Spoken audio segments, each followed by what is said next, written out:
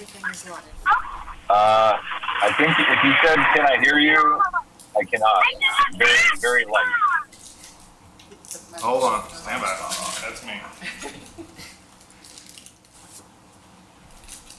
All right, let's try it now. Yes. Okay, Patrick, can you hear us? Yeah, that's much better. Thank Perfect. you. Okay.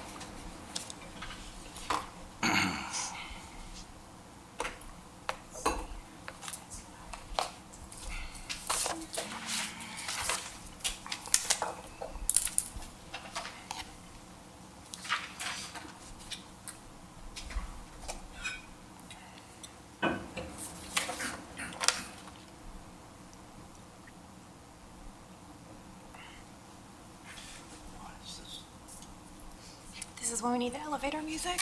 Waiting for 2 more minutes till 6 p.m.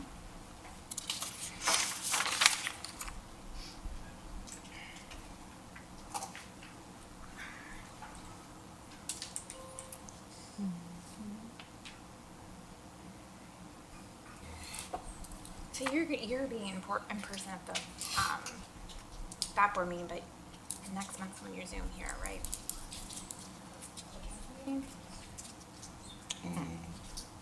Six move. For July? Yeah. Yeah, you pushed it back a week.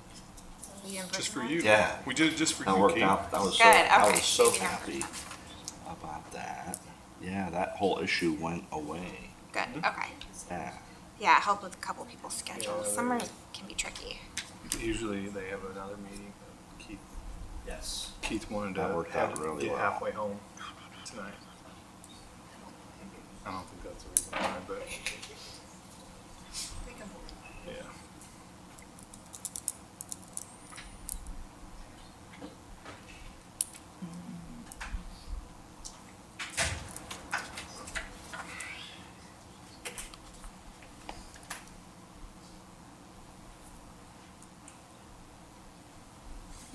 Julie, I like the new pictures, Julie. Thank you for, Oh, those are by you? she was here Beautiful. today. I saw her sneak in today and put some new pictures up, so. Very nice. Finish off the other wall tomorrow. Lovely. All right, it is officially 6 p.m., so I'd like to go ahead and call tonight's meeting to order. It's June 29th, 2026, and we are starting tonight with a special council meeting. Lori, can I get roll call, please? Mayor Young, Here. Vice Mayor Painter, Here. Councilmember Brandon, Here. Councilmember Sartori. Here. Here. Thank you. Can I get a motion to approve tonight's agenda? I'll make a motion. Second. All in favor? Aye. Aye. All right, are there any communications from citizens for items that are not on the agenda tonight? Okay. And on to the one and only agenda item 1, resolution number 10-26, which is a resolution adopting a revised building department fee schedule to meet new state law. Wayne? As Wayne's on his way up, just say there was, several bills that have passed that have an effect on what we do. We typically go through this process after legislation, passes and legal provides us an update, talks about all the things we need to change. We usually have a little bit of time to make these changes. This one takes effect July 1. I know that Wayne has been working for the last month or so to try to work on a new way of doing our fees. Most municipalities charge by valuation, so we had to come up in a quick amount of time, come up with another way to do that where we can capture our revenue and still provide services in the building department and try to balance that budget with our permit fees. And so I know we looked at several municipalities and building departments and how they do it. I think we came up with a very good solution currently to try to recoup our fees. I will say that we, and I'm sure Wayne will cover too, we'll be monitoring this closely to check our revenues and make sure that this is appropriate for our department to make sure we're recouping our fees. And so with that, Wayne will give a presentation. Good evening, Mayor, Vice Mayor, Council. As Jeremy says, we didn't have much time to move on this. As soon as the legislature says that, hey, July 1, it's going to be law, and the governor signed it, we just had to full speed ahead.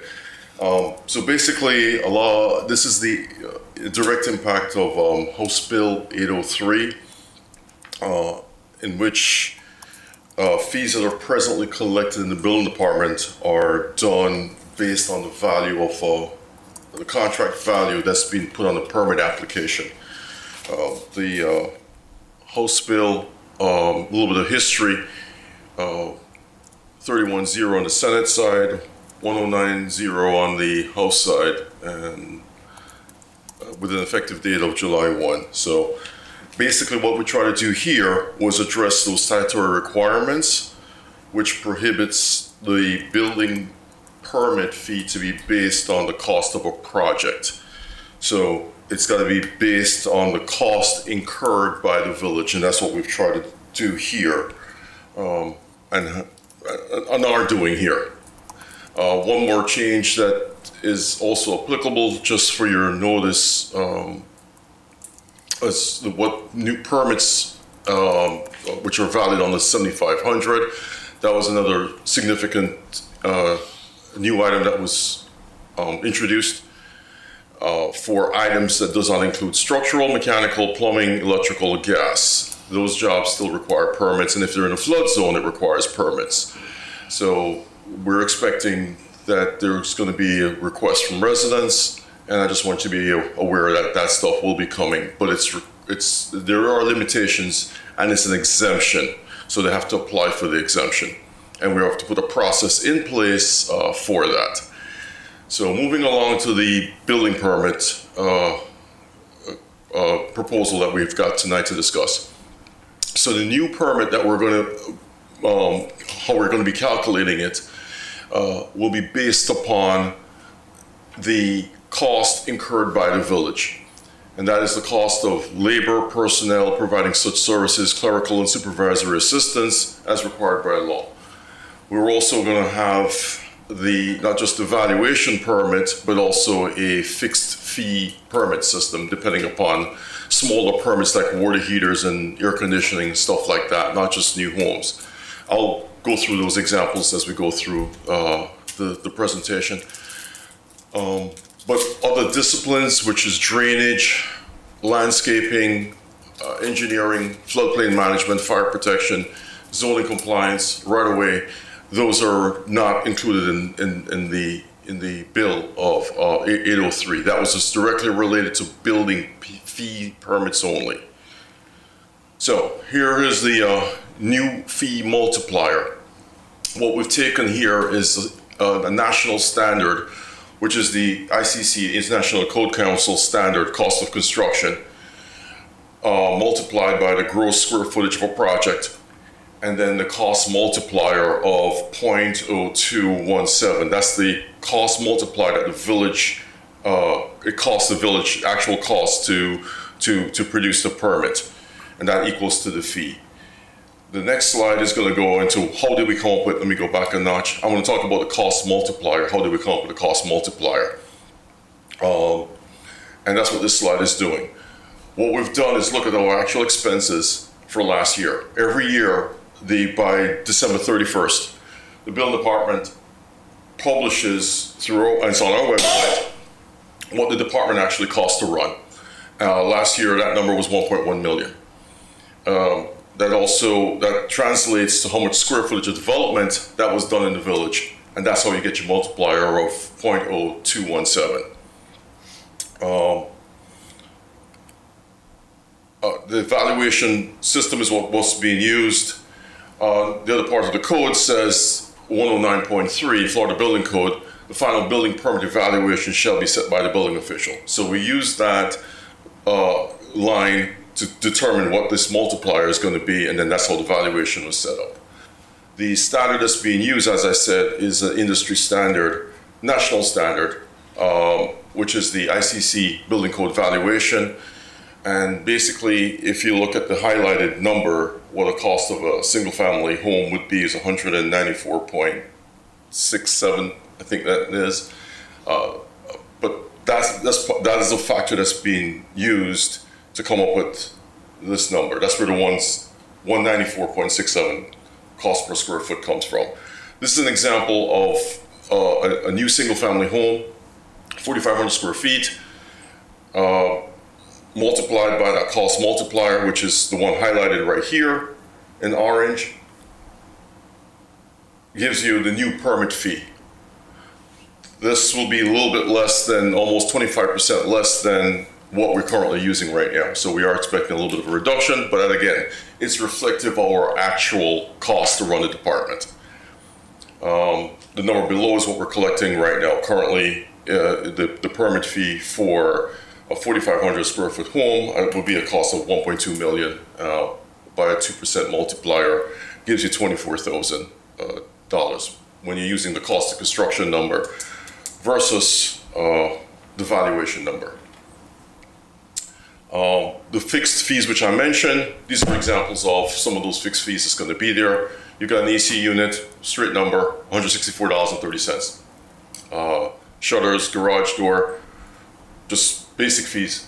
And that's already calculated based, as again, on what the actual cost for the department to start to finish for a permit. Any questions? Thank you, Wayne. Council, open up for discussion. Thank you, Wayne. I know it was a short fuse on this one. So we think overall that our building department is going to see a 25% reduction. Is that a fair assessment? That's what we're looking at. So 25% reduction.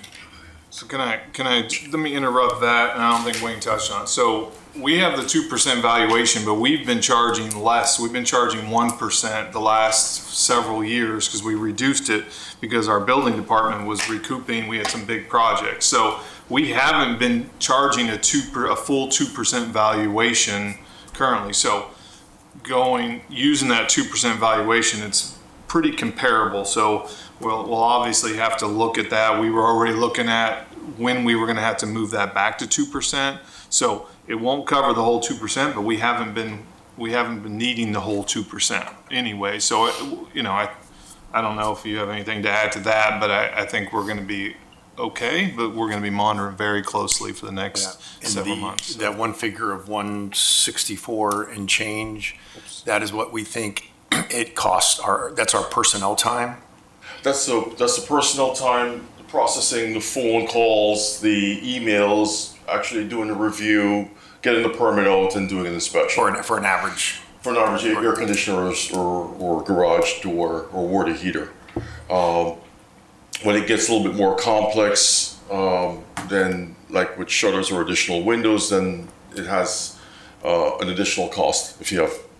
So we wanted to be fair and relative to the type of work being done. Mm-hmm. So the time and that takes a review of a new construction or a renovation is not the same time it takes to do an AC change out, not with inspections or plan reviewing. And so these numbers are reflective of what the actual cost looks like. Okay. So all the time and effort, time and material. And you're as comfortable as you can get. This is what it is. Before we get, yes. Okay, thanks. So talk about those numbers, just for curiosity, what is it now? Because when I had my AC changed out years ago, I didn't do it, the contractor did it. Right. Is that comparable to what it was? This is comparable to where it is right now, yes. Okay. And that's what we try to do. We try to keep the numbers Kind of the same. on or about or to where it's going to look like in the future. And again, we're planning on revisiting this in the future, see how this works out, and then we go again. But it gives us a baseline to work from. Secondly, it was based on what last year's numbers were, and then we'll see what this looks like. Every year we are looking at what the department does, and after the fiscal year, we'll see what the actual expenditures came in for versus projected, and then by year end, by December 31st, we report our utilization report. Okay. So that comes out. I'm looking forward to those numbers. So explain the 7,500 exemption number. Does that have any impact on like changing out a hot water heater? If it's So the 7,500 on these items still require a permit because plumbing and electrical, so that's still on there. The 7,500 would be for those items. I'm gonna give you an idea. Would be a driveway or a fence. those don't necessarily need a building permit anymore because it falls on that exemption. They'll let us know that's what it is. However, it still needs zoning requirements. So there's still a requirement for zoning. And then wherever that driveway touches the right of way, there's a look for that too. So it doesn't have a building permit cost. It does come through the building department because we're the main conduit, and that will funnel where the various departments where this ends up at. But there is no building permit fee for those projects. And then the other rate, the 0.2 or 0.2 something, and that's based on total square footage of the previous year? So the multiplier is based on previous year. That is correct. And what if one year is larger than the next? I mean, obviously you'll recalculate annually, but do you look at it midway through the year and make an adjustment as necessary? What we will end up doing is, because it's actual cost, we will see by the end of the fiscal year, which is October, where we are, and that gives us a chance by December to see if we need to tweak that multiplier for the next year. Okay. Vice Mayor, anything to add? Is he still with us? Zoom might be gone. Okay, while we wait for that, so with the permits that are under, or no permit required for certain work under 7,500, we're still gonna have work towards those, because I'm assuming your team is still, like, code enforcement will still have to be out there to make sure whatever is being done is meeting code, so we're never gonna recoup those costs. No. Okay. What about, I mean, you brought up driveway as an example, but of course that will go into a right-of-way. So do they need to pull a permit, or will they pull a permit just for the portion of the driveway and the right-of-way? Like, how does that work? And same with landscaping. We still have to pull a permit, but I can't charge a fee for the building permit side for the driveway itself, because the driveway still impacts the imperviousness, that impacts open space, because then someone could just basically concrete the entire front lawn. So we have to regulate open space, we have to regulate the zoning component of that. So the zoning will be charging a fee, just not building charging a fee. So the zoning will charge a fee for that review for those items. And obviously the right-of-way component will still need to be looked at as well. Okay, so we'll recoup some fee, but We'll get not, some fee, but it's not going to, exactly, not so going to be all. and they would still need to submit for permit, we just don't charge a fee. That's correct. Okay, but From the building department side. Okay. So is that for all work under 7,500 or just certain work under 7,500? Just certain work,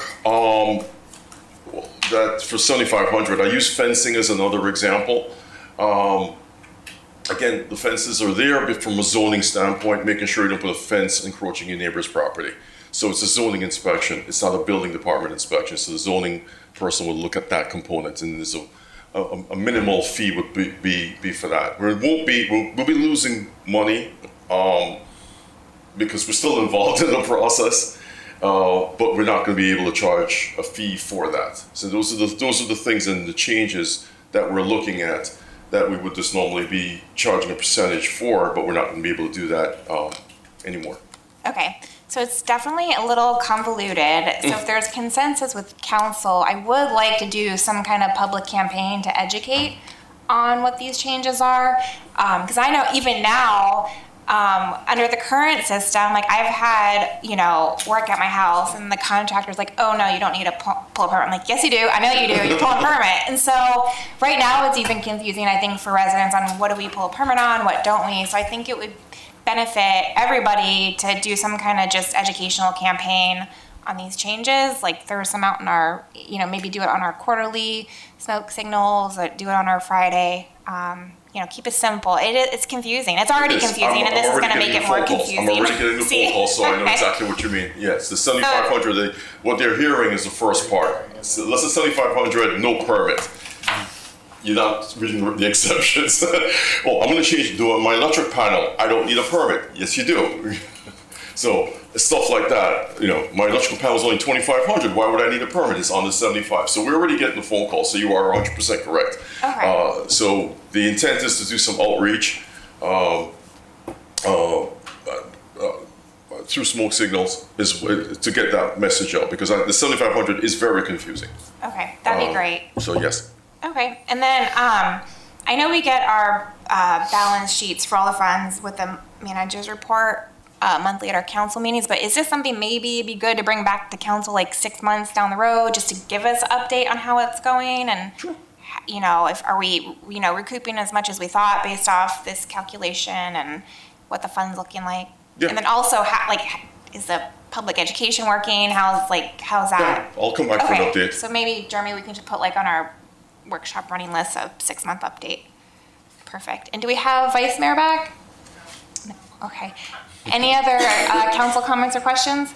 Not for me. I have none. Nope. Any public comment? Nope. All right. With that, can I get a motion to approve? So moved. Second. All in favor? Aye. Aye. Thank you, Wayne. You're welcome. And can we get a motion to adjourn? Motion. Second. All in favor? Aye. All right. Now, straight on to our workshop meeting. It is 6:18 p.m., June 29th, 2026. And as soon as Lori gets back, we'll get roll call. Or, Jeremy, do you want to do roll call? Can you do it? Never done it We before. can all but just I'll say give it a here. shot. No rush. You're fine. My name's Kyle. But I can just shout out my name. I don't remember the order. Does she start with the mayor or does she start with council members? I'm gonna take notes now. I'm gonna take Yeah, notes. that next time. You Yeah, wanna do you one, got Councilwoman? it. Mayor Young, Here. Vice Mayor Painter. On, we just can't get him right this minute. Councilmember Brandon, Here. Councilmember Sartori, Here. Councilmember Stone. Here. Thank you, Lori. All right, moving on to our first agenda item, overview and discussion regarding property and casualty and benefit health insurance. Catherine. Good evening, Mayor, Vice Mayor, Council. Thank you for having me this evening. So this afternoon, we've invited our consultants with Garing Group to provide us an overview of our insurance programs. Similar to previous years, we felt it would be beneficial to bring them here to the workshop so that we would have the opportunity to review and discuss what is to expect as we prepare for renewals that will be coming in July and in August. So first, I'd like to invite Christian Bergman. He is our senior benefits consultant. And without further ado, if you want to join us. And actually, we do need Lori so that we can have his PowerPoint. So we'll just need an extra second. I have the backup, but I don't have an actual PowerPoint presentation on here. So I can show you what's on the backup. Should I go?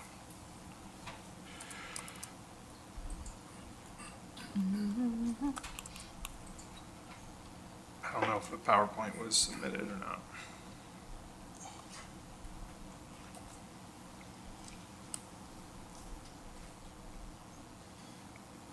So we can run through it that way, but I don't know if we have a PowerPoint.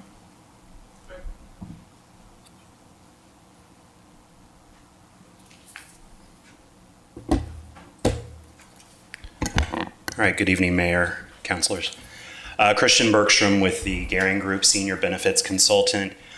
So the Village, in your current benefits program, you offer a comprehensive employee benefits package that is fully insured for all your insurance coverage options that include medical, dental, vision, life insurance, and accidental death insurance, as well as some voluntary coverages where employees are able to buy additional life insurance and recording in progress, as well as you offer an employee assistance program.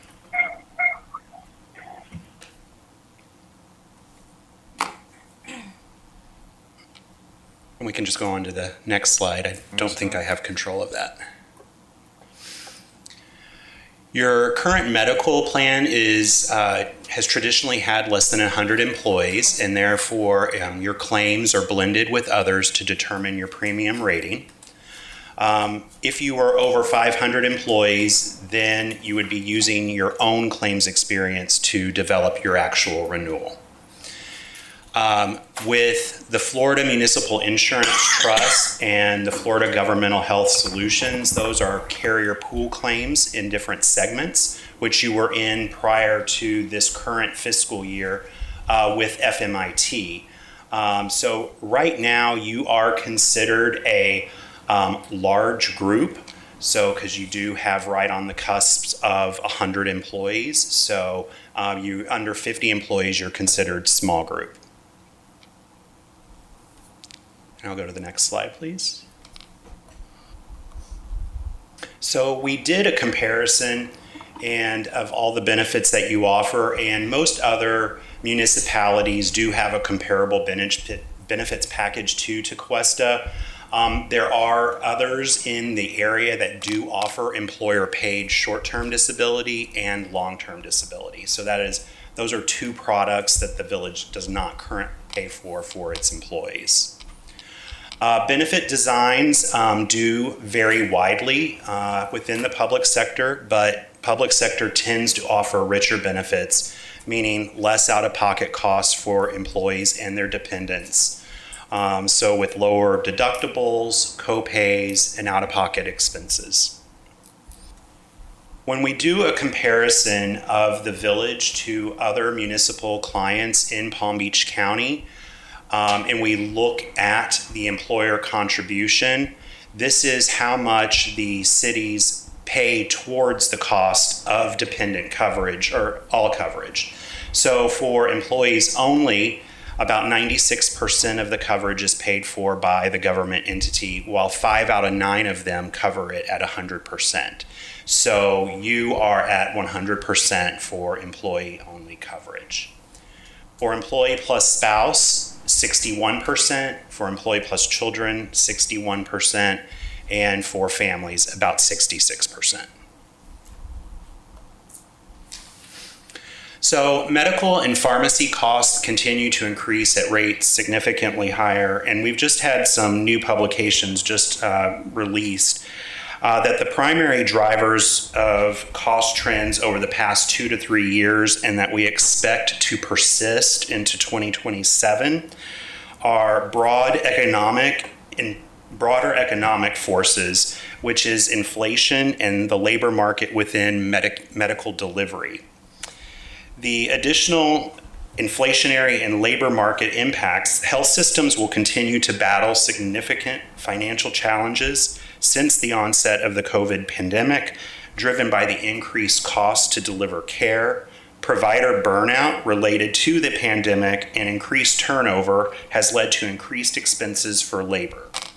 These increased operating expenses for labor, supplies, and infrastructure have outpaced reimbursement rates, leading to providers to seek historically high increases in their contract negotiations with insurers. Prescription drugs, the GLP-1s in particular, along with biosimilars, are still raising costs. In 2025 alone, we saw prescription drug claims increase over 20%. And then other key factors include behavioral health. In 2025, behavioral health claims increased 17%. Increasing volume of large claimants. So what that means is that the volume of individuals having claims over $100,000 each increased 14% in 2025. The No Surprises Act implication, while it was intended to protect patients from unexpected medical bills, CMS has encountered a significantly higher volume of payment disputes from a very small subset of providers. And these providers are typically winning these disputes, and plan sponsors, the health insurers, are ultimately paying fees 3 to 4 times the typical reimbursement rate. We are also having issues with health system revenue cycle management. So with hospitals, finances are being strained. For the last several years, hospitals are working to optimize revenue streams under existing rates by leveraging technology to streamline administrative and billing tasks. And also what's driving healthcare costs is new medical treatment and drugs coming to market. Cellular and gene therapies are increasingly providing innovative treatments for a growing number of rare and previously untreatable diseases, While the incident rates are extremely low, the cost for these treatments can be in the $2 to $4 million range. So other projections. So for example, the business group on health is expecting a 9% increase in costs before any plan changes. The Kaiser Family Foundation has reported that insurers are raising premiums on public exchanges by an average of 26%. CMS, which is the Center for Medicare, announced that premiums for Medicare Part B coverage would be increasing by 9.7%. And the International Foundation of Employee Benefit Plans anticipates a 10% increase in healthcare costs coming in 2027. So we do expect to receive your initial renewal from Florida Blue this week, and then we will begin negotiating with them and bringing it to staff for the upcoming council meeting in August for your approval. Thank you, Christian. Council, comments, questions? Yeah, thank you very much. Very thorough.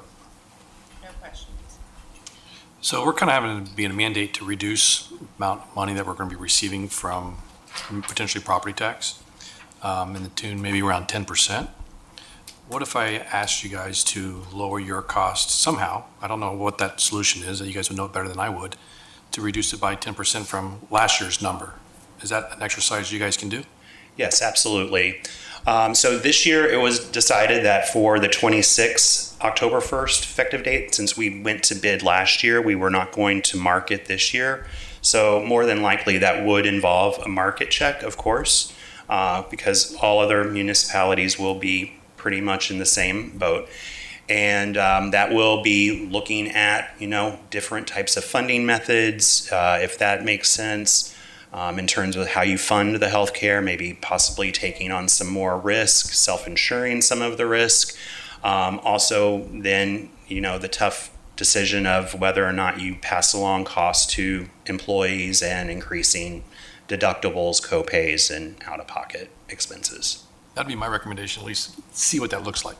Yeah, I actually had the same exact question written down. Was just more in light of what have you been, I'm sure you've been presenting to other municipalities, yes. But probably not your first. So I was curious, have you been seeing any discussions or trends of from other cities or counties that you're working with on other ways to fund, or like you said, maybe the cities aren't going to pay 100% for the employee, because that is common in government, and I've always understood that you want to remain competitive to retain the amazing employees we have. But at some point, if the reform does pass, we're going to have to look at other options. Right. So I was curious what you've seen other cities ask you of, or what they're doing, and other options that you're providing to them. I would like to see the same as well. Absolutely. So for this coming fiscal year, October 1st, it seems to be a pattern of everybody is wanting to keep a status quo, because everybody is concerned that, the next year for 27 is when they are going to have to make changes. So it seems like for this coming fiscal year, everybody is holding the line pretty much and maintaining the benefits as is, because they know that they're going to have to disrupt the employees and their family members in potentially the upcoming fiscal years. So there are new products that have come to market, different types of insurance, ways of purchasing insurance. There is now the Florida Governmental Health Solutions, which is now another pooled product. There is a new carrier here in Florida that has a unique way of delivering health care. It's very different. We have some customers with it already, but we are experiencing higher than expected renewals from that product. And then, of course, just a complete, look under the hood. Based on your size, we don't get a lot of claims detail. But again, looking at different funding options, we might be able to see more detail underneath that. And is there, I can't, Jeremy, is this gonna be on our August or September council agenda for approval? So would there be time to workshop it again so we can see some of these other options? 'Cause I mean, even if people are maintaining status quo, like I'm always of the mindset if we can prepare and if there is potentially gonna be impact on employees, can we lessen the impact if we plan a year in advance instead of waiting until, why one of the other agenda items is on our agenda tonight? So if there's time to workshop it again, I think that'd be beneficial if council agrees. Yeah, anything we can do to not surprise the employees, to give them Absolutely. months and months and months, the better. Yeah. And yes, we do plan on bringing this to you, or the renewals for approval in August. August, so we could potentially workshop it in July one more time. Oh no, wait, this is our July work, so it'd be the August workshop, so it'd be like a week before our council meeting. I'm no expert, I defer to them, but I mean, we've already got Florida Blue, we're bid out, so really the options we'd be looking at is reducing, our potential share for employees or their spouses, those types of things, reducing the deductible, those types of options. Or That's what self-insured. we'd be workshopping. We typically get those, like he said, the 1st of July. There's a negotiation. We have a safety or health committee that looks at it. We could workshop it, but it's going to be very limited on those options as far as you're looking at reducing those benefits for the employees. We'll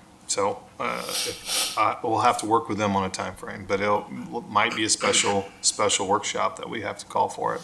And just, understanding what other potential funding options are, because this is not my professional background, so I don't even know what those potential opportunities are. All right. So what you just said, but then also any other professional expertise you can provide for other ways to fund and just, again, think outside the box. All right. Absolutely, Mayor. Might have to be doing a lot of that. And the other part, just to remember that this will be for non-union because we have union contracts that are in place that we won't be able to affect. But I do think it'd be good to know this year as we go into union negotiations next year. Knowing it prior to. Yeah, we can have a workshop. Okay. Vice Mayor, you back with us? Do you have anything? No, this conversation just answered most of my questions. I just really appreciate it. I'm good though. Thank you. All right, any other comments or questions from council? Ma'am. Nope. All right, is there any public comment? Nope. Great. With that, Christian, thank you for your part of this presentation. It's nice seeing you in here once a year. Thank you, Mayor.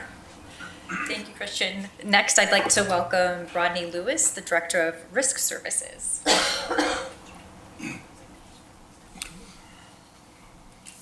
Good morning, Mayor, council members, and Vice Mayor on the line. Is this the PowerPoint? Yep, you get to drive up there. I think you have the remote. So today, I know we've had quite a bit of talk with insurance, and while I get excited about it and enjoy it, oddly, most other people don't. I'm going to try to get through this and hopefully be as detailed while educated as possible and make it a little bit of fun as well. All right, so we're going to be talking a little bit about where your current program is right now for the Village of Tequesta, where it stands. We're going to talk a little bit about some of the trends and what's going to be happening in the property and casualty market, workers' compensation as it stands right now for where the village is and what we can expect moving forward, and as well as some renewal program discussions about what it is that we're going to be moving forward and doing. So first, let's talk about your current property and casualty insurance program, where it is. The general overview is the village has its property and casualty placements with the Florida Municipal Insurance Trust. It's a risk pool created by the Florida League of Cities in order to provide liability, property, workers' compensation coverages specifically to public sectors, considering that over time, years before they created this program, it became very difficult and very arduous and very costly for municipalities to seek and identify insurance in this area. So this is where the village currently has its property program placed in a pool of public sector members. The current look of the program is above here, and it's a lot of lines, a lot of it's pretty daunting, but as you can see, the top section is your property coverages. Right now, you have about $38 million in assets covered under property under the FMIT program.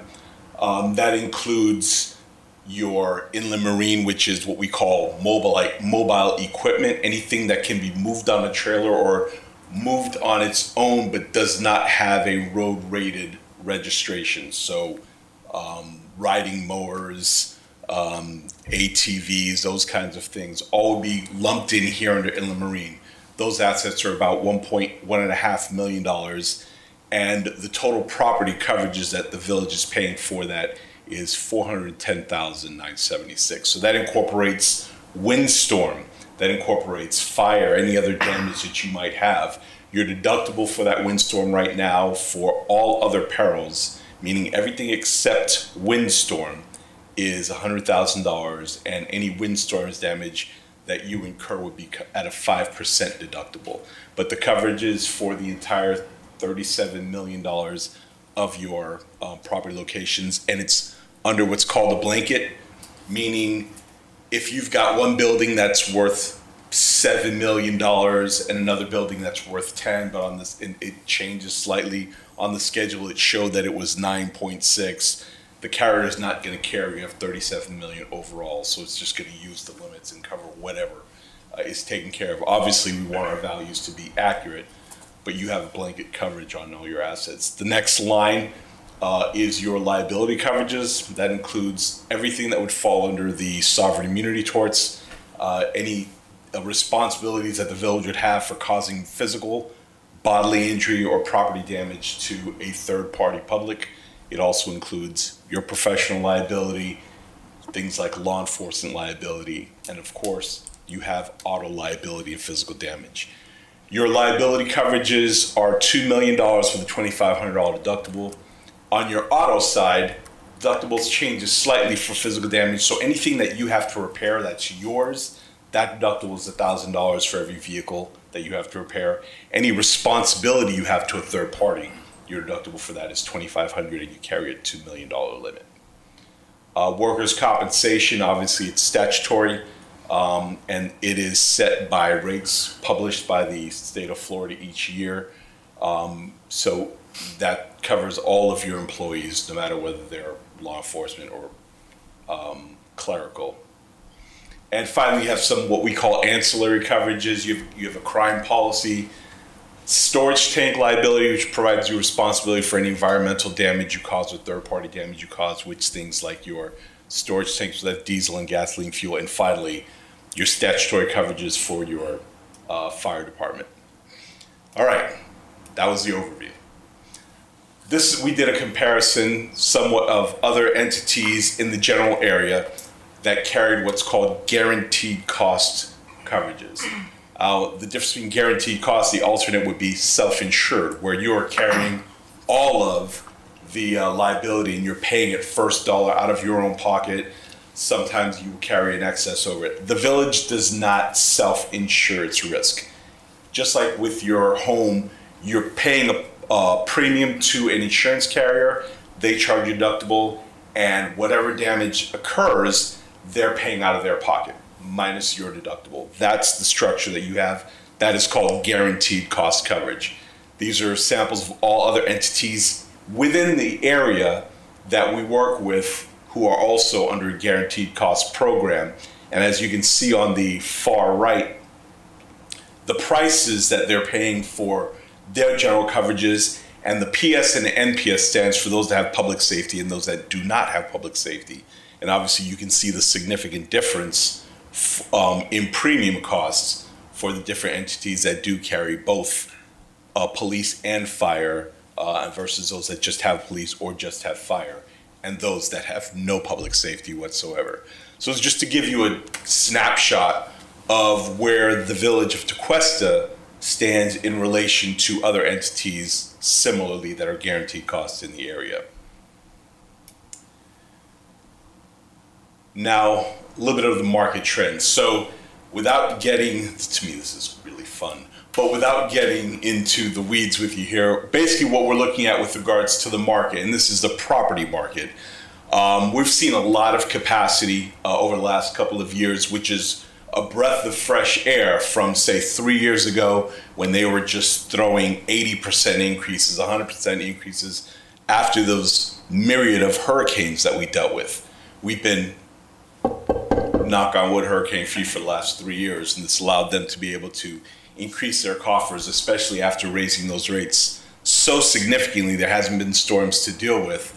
So what we're seeing is a large softening in the property arena. They've also added greater capacity. Greater capacity means more investment in the area and opening up coverages from different carriers coming in and also participating. So we're not shrinking the market, we're actually expanding the involvement of carriers coming in, which helps reduce the costs as well. We've had large capital influx. They've seen premium surpluses over the last couple of years, so that's helping to put pressure, lower the cost of the market. We've also had some enhanced CAT modeling, which has been great. We've normally worked with two, and they've redesigned and restructured those CAT models, so we're getting more accurate numbers based off of what an expectation on our seaboard or within our areas would cost us. And we also have more accurate valuations. So making sure that, during the pandemic era, we had a real big problem with distribution of materials and shipping, which really caused costs to spike up because there was a shortage of materials and a shortage of getting materials, so those cost increases. Now that we've had our distribution network really go back to what it normally was, we've seen those prices come down as well, so it helps when we're dealing with reconstruction or repairs. That being said, all of those factors pretty much get us at a projection of about -5 to a potentially 5% increase, depending on claims that you've had over the last couple of years. We haven't seen really claims in Tequesta, so we're very, very encouraged about seeing maybe a reduction in our property coverages, which would be, great for the village. So liability trends, and that first one, HB 145, what that was the House passed a bill that was going to be increasing our tort cap limits, meaning as a public entity, you can only be sued for up to $200,000 per individual, $300,000 per incident. They passed a bill in both chambers of the House that was increasing that to $350,000 and $500,000. It's not a bad increase considering the last time there was one was 2011. Last week, the governor indicated that he's going to veto that bill. So we won't be seeing that rate increase, which initially actuarially was creating an adjustment. That's a little 20 to 25% was in overall. We were seeing about a 10 to 15% increase just because of that tort cap increase. But now we can nominally say that's going to be going away since they're not going to be doing that, at least not this year. The downside is they've been knocking at the door on this issue for the last 3 years. At least this was a small incremental step that we could all live with. Some bills were talking about 1 million, 2 million, which would be a significant change. Now they get to go back to that drawing board and start tapping at other numbers. So while we're not dealing with it now, which is the positive, next session is going to address it again, and they may be looking at something different that may not be as favorable as the last bill that was passed. But as of 26, 27, that adjustment is not going to be quite 20, 25%. So you now be looking at more of a 10 to 12% increase on the liability, which is extremely beneficial, especially as we head into what may be an unknown consequence of the amendment, the bill amendment that's going to be on our ballots. Let's move on to the casualty line trends all across. So obviously, as you can see, the biggest trends that we always have in the state of Florida and with municipalities is automobiles. So auto liability, these are vehicles that are constantly moving, constantly being driven about, and so they create the most liability incidences for us. And if we have police and fire, that tends to increase a little bit. Auto physical damage, people think, well, it's a fender bender. 10 years ago, fender bender was $800, you replaced the fender. Now with all of the backup cameras and all the technologies that's embedded along the bumpers and the sides, that $800 fender bender is now $4,000. So you can see the increases that happen in auto physical damage and auto liability. So it's always usually the largest sync premium with the largest, the premium with the largest increase per annum. Then you have the nominal increases that we anticipate in the other areas: crime, statutory limits, and other liabilities. Cyber has been relatively stable, and with you being a public entity who is no longer authorized to be able to provide any type of extortion payments, it's statutorily prohibited. It really takes down a lot of what the costs would be, because in the private sector, that's the biggest expense they're concerned about. So what we're dealing primarily with is notification. We're dealing with forensic. We're dealing with repairing our systems or getting our systems back up online. So that's why you'll see these increases are nominal, 0 to 2%. Workers' compensation. In the state of Florida, workers' compensation is rates are published by the state, and every single job class code has a certain rating applied to it, and that's multiplied per every $100 of payroll. So as you can see, in some areas which have some of the higher limits, fire and police, those rates have decreased 17 cents per $100 and 25 cents per $100 respectively. Clerical, which is your office staff, it's usually a very low, it's about 12 cents per $100, and there is no relative change to that. However, for the village, over the last couple of years, there have been a couple things that have happened that will be affecting the premium for workers' compensation. You have about a 4.3% increase in payrolls coming up, and with workers' compensation, since payroll directly affects the rates, when you have payroll increase, then your premiums will also increase commensurately. And over the past, in 2025, we experienced 2 significant workers' compensation injuries that at this point have incurred about $480,000, $490,000, and $219,000 respectively. Again, these are unfortunate that they came in the same year. Village has been traditionally very, very effective in in its workers' compensation, to the tune that you're going to be seeing your mod rate going from a 0.80, meaning that you're 20% safer than other entities similarly of your size, to now, because of those 2 significant claims being added to that modification factor, you're going to 1.09, which is a 9% increase versus the 20% credit that you've been getting. So there is factor. Unfortunately, that factor will remain with you for the next 3 years. But as you continue the trend that you've always had with being a real safe workplace and large safety culture, we expect that will start to creep back down and get us below the 1.0 very, very soon.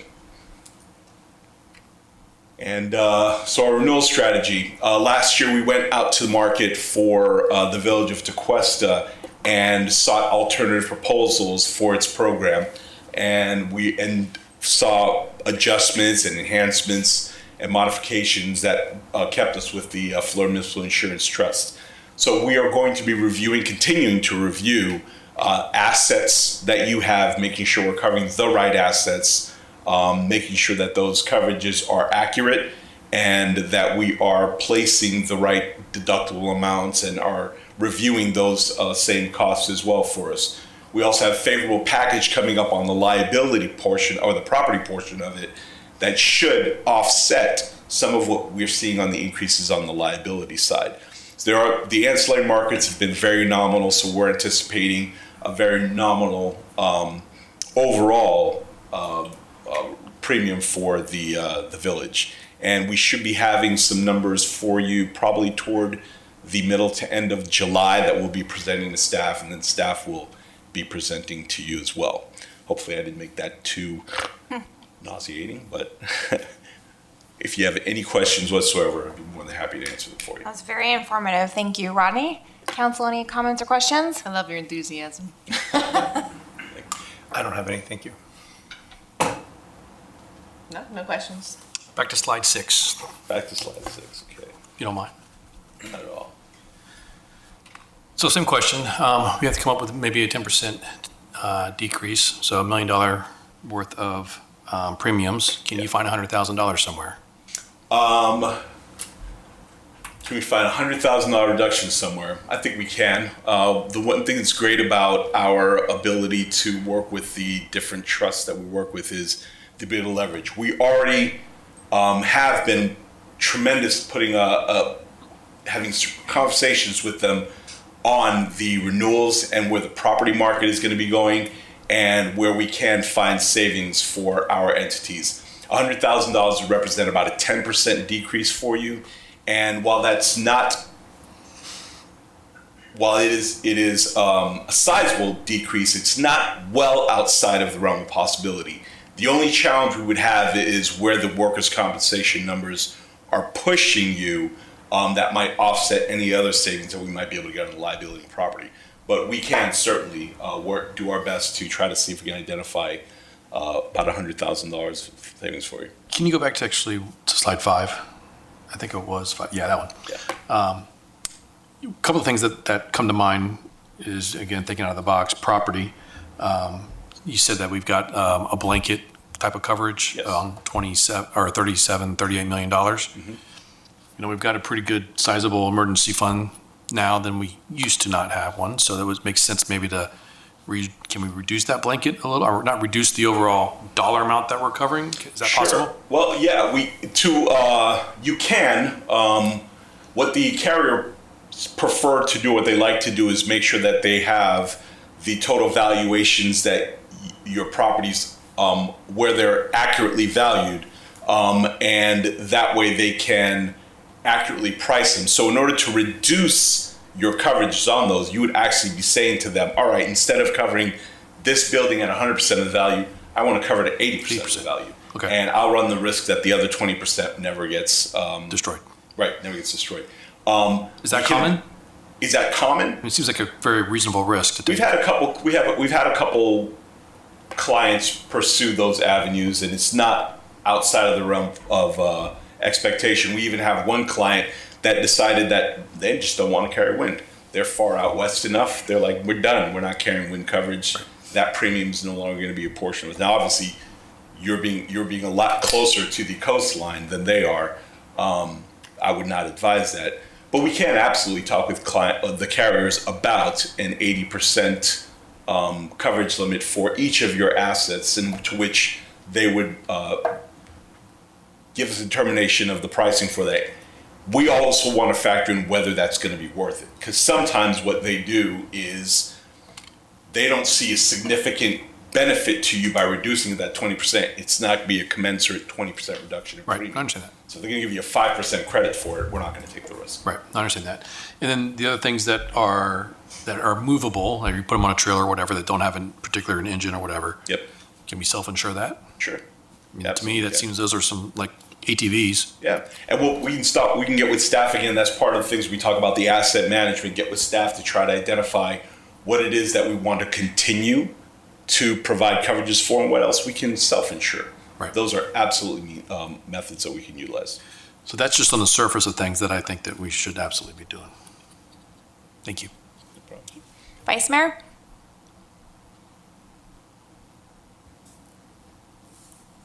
Vice Mayor, you there? I am sorry, I couldn't find the unmute button. No, I'm good. Rick, those were some great questions. I'm glad you asked them. No other questions, though. Good job. Thank you, Vice Mayor. So yeah, if there's any other options or food for thought you can provide for us when we workshop this again before the August council meeting, that'd be great. Great. Any public comment? No? All right, thank you, Ronnie. We appreciate both of your time this evening. Thank you.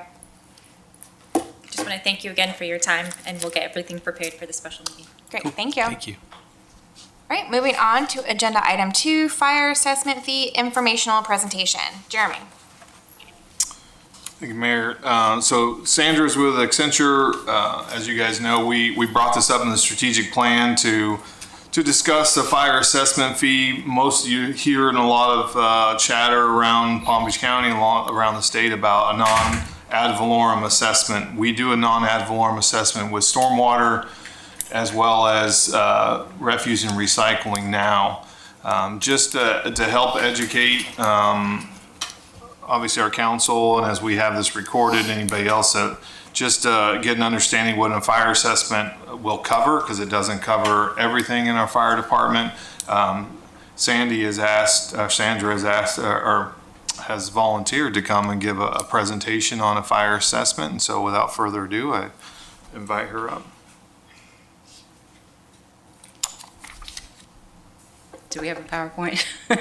I have the backup. I'm gonna have to do the same thing. We're gonna have to find the presentation because it wasn't. Good evening, Sandy Newbarth with Accenture. Just so you understand, I've been doing this for over 20 years.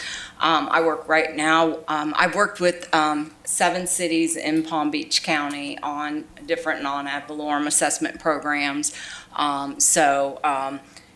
We were acquired by Accenture about 3 years ago, so we used to be known as Government Services Group, so that might be what you know us as. So just so that you understand that. All right, we can go to the first slide, the next one. Making you work tonight. So what is a non-ad valorem assessment, a fire assessment? It's a charge imposed against property to pay for fire protection services.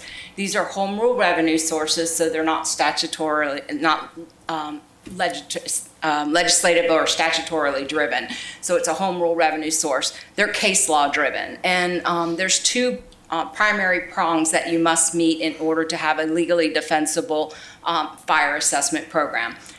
The case law says, first and foremost, it must have a special benefit to properties. The courts have said fire protection services up to the level of first responder does benefit property, EMS does not. So if you have an EMS component, if you provide ALS or BLS, we would have to remove the EMS costs and calls from the analysis.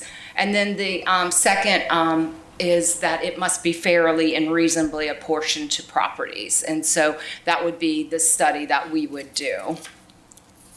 The next one. I have a presentation up here. We're going to pull it up. So, you want me to continue? Yeah, hold on just a second. Let me okay. Get you over here to the... There we go.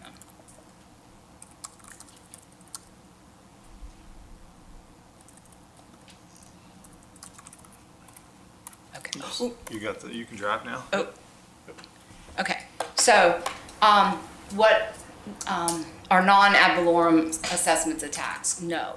There's similarities. Both can generate revenue to pay for the services and facilities, and both are mandatory and can be collected on the tax bill. However, the differences are, again, special assessments must benefit property. Taxes do not. You have to pay school board taxes, whether you have any kids or you use the school board tax. You have to pay taxes.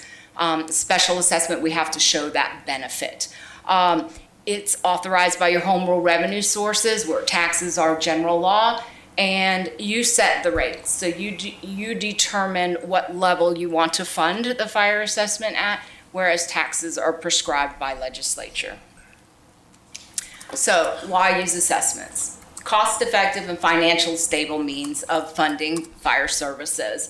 It's not fluctuating, waiting on the revenues, on the taxable values. You set the rates, and it's usually on a per unit basis, so you're not fluctuating the revenue that you're going to get in.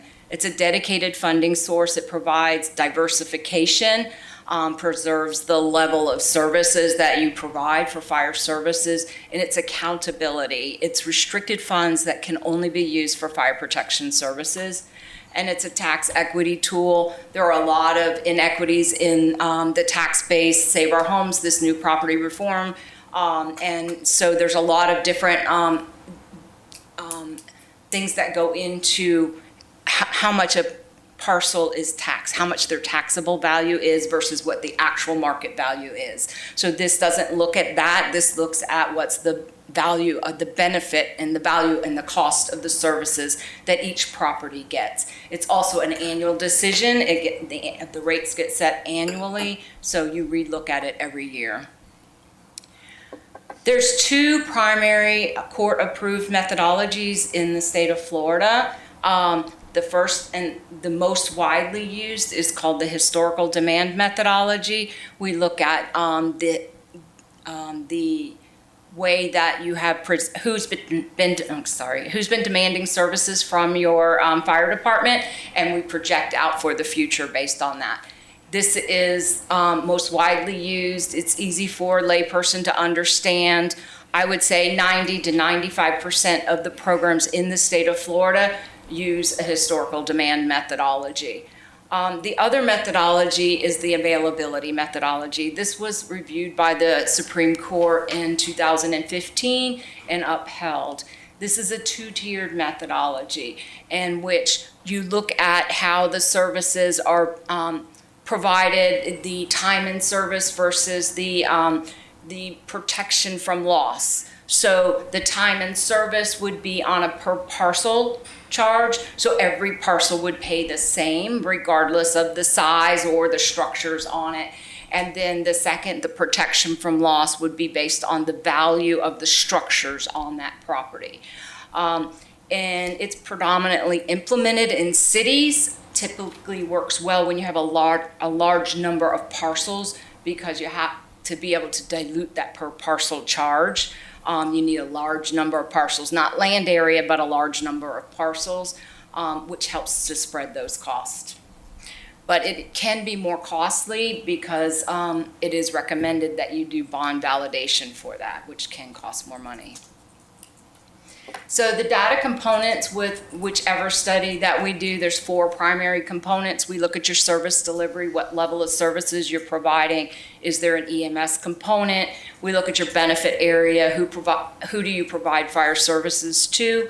And then we look at your square foot cap to see if there's if we need to limit the number of square feet that we charge for non-residential.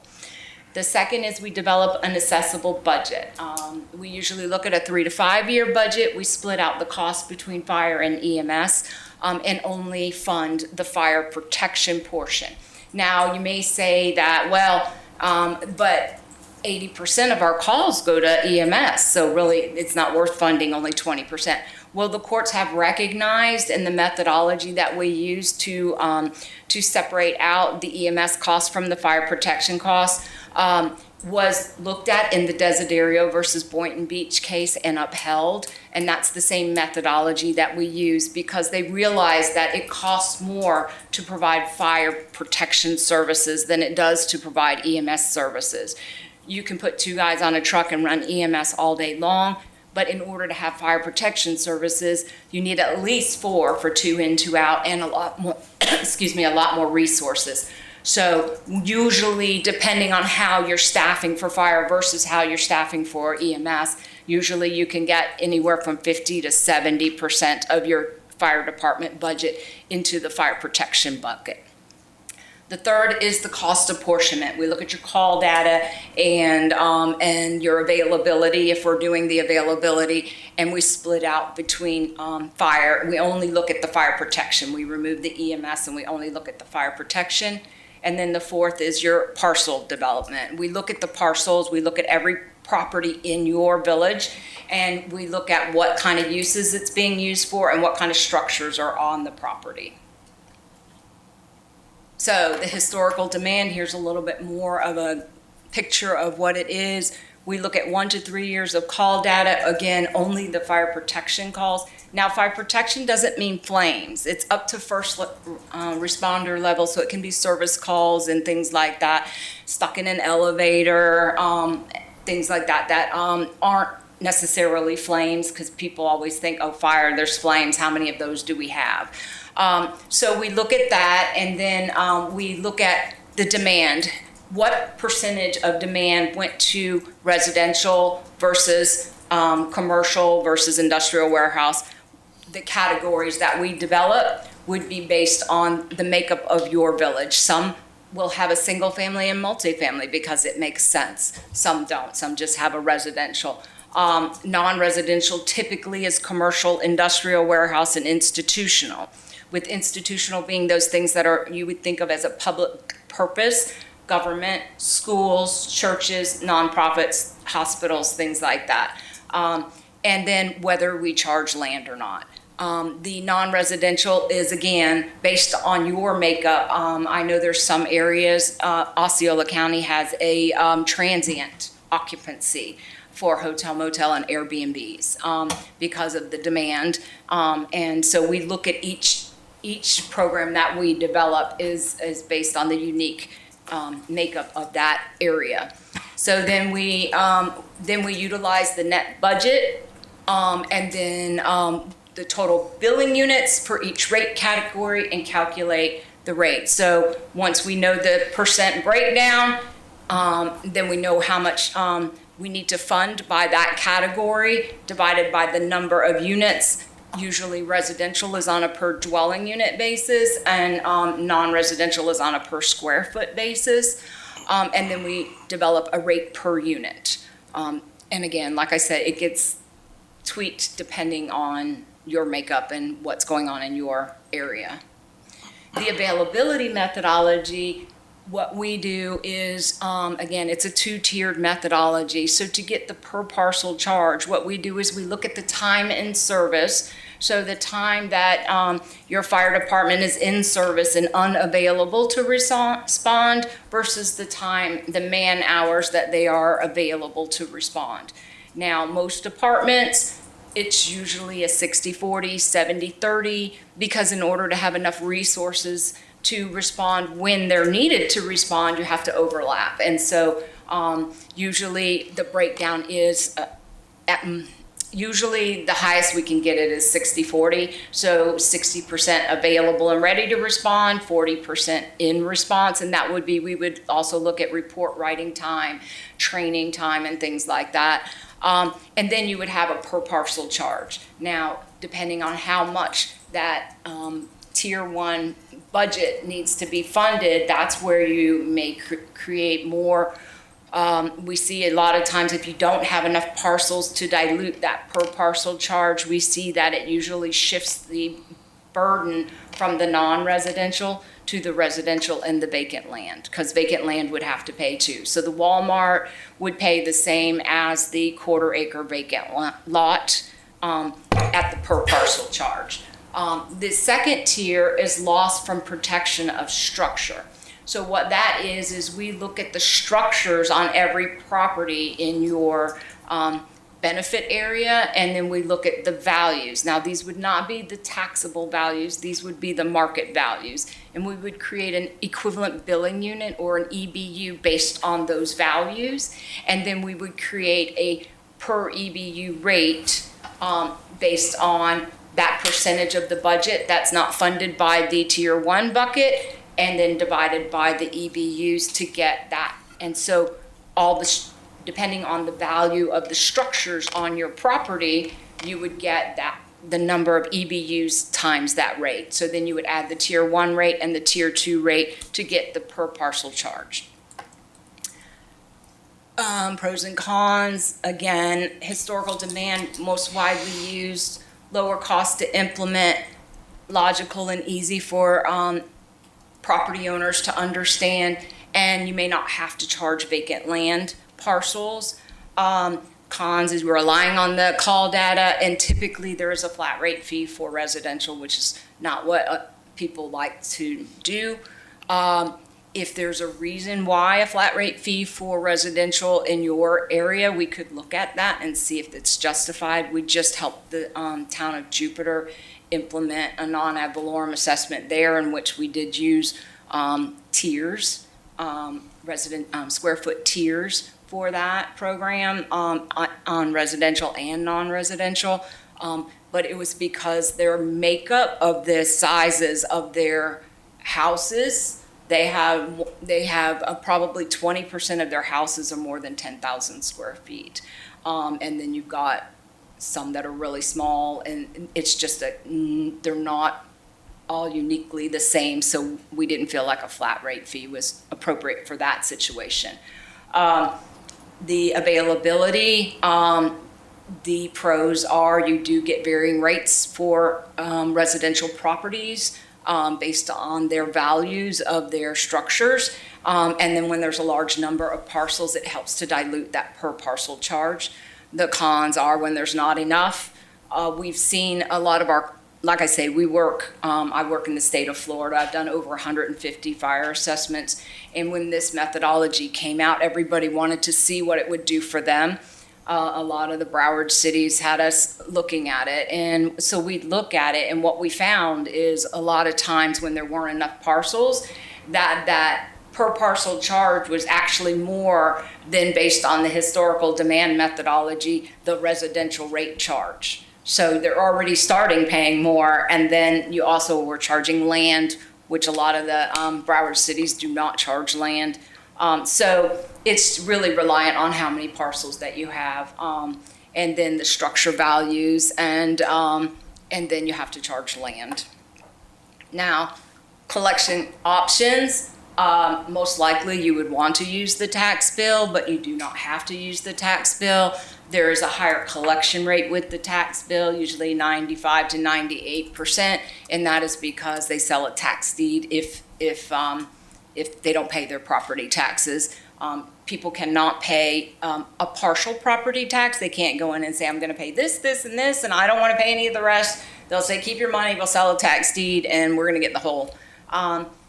But with the cons, with the tax bill, is you're on strict deadlines. You have to certify your roll before September 15th every year. And you can't use the tax bill if you want to charge government properties.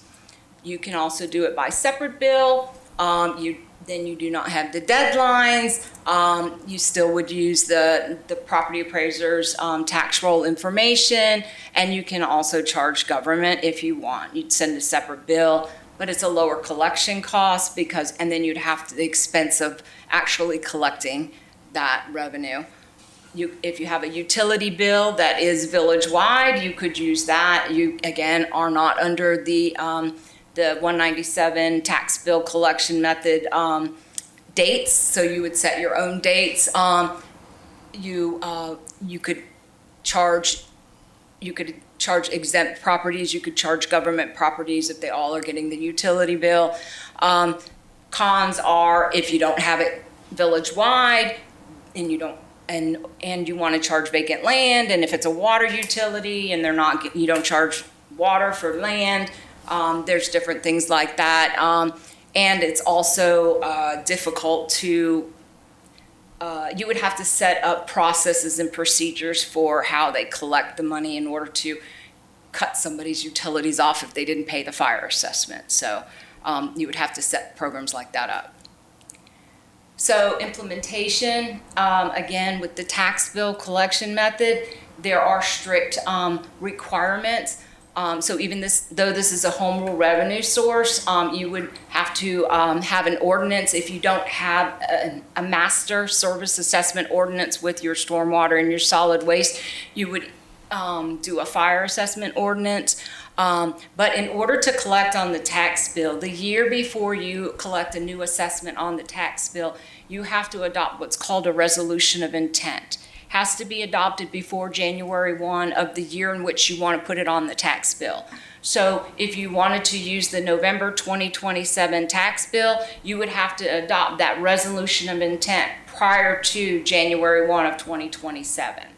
And basically what that does is it puts the property appraiser and the tax collector on notice that you're considering implementing a fire assessment. And if you do, you want to use the tax bill. It's foot in the door, keep the door open, keep that option open. Doesn't require you to move forward with imposing a fire assessment. If you don't move forward with it, it goes away, and then you want to try and consider it for the 28 tax bill, then you have to do it again. Until the first year it goes on, then it's assumed that you're going to continue to use the tax bill. And that is because the property appraiser and the tax collector have to get the Florida Department of Revenue to approve their trim notices and their tax bills, and so that gives them time to be able to plan for it. Now, with consent from the property appraiser and the tax collector, you have until March 1st to adopt that resolution of intent. Now, that resolution of intent also requires a strict publication requirement. You have to publish it in the newspaper once a week for the 4 weeks immediately preceding the adoption of the resolution. So there's a process and you have to plan for it. You can't just say, oh, let's put this on this agenda that's coming up tomorrow or anything like that. So you do have to plan for it.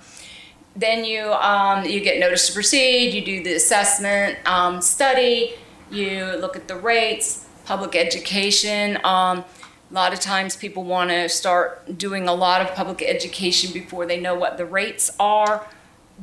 That's fine. A lot of times people don't pay attention until they know how much it's going to cost them. That's just been our experience.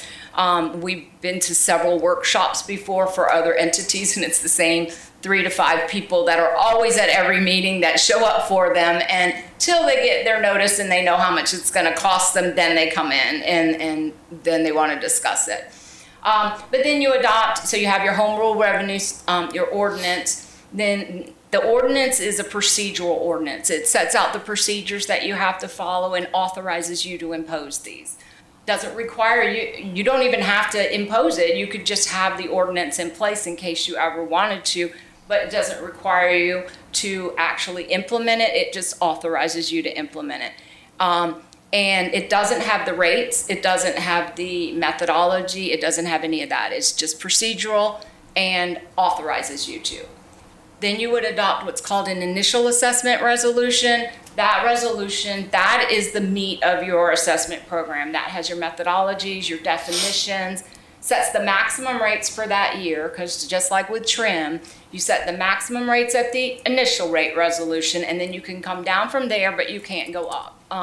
So you would set the maximum rates, you would set a public hearing, you would direct staff to mail first-class notices to property owners, and to publish it in the newspaper, and those are all requirements of 197.3632 is doing that.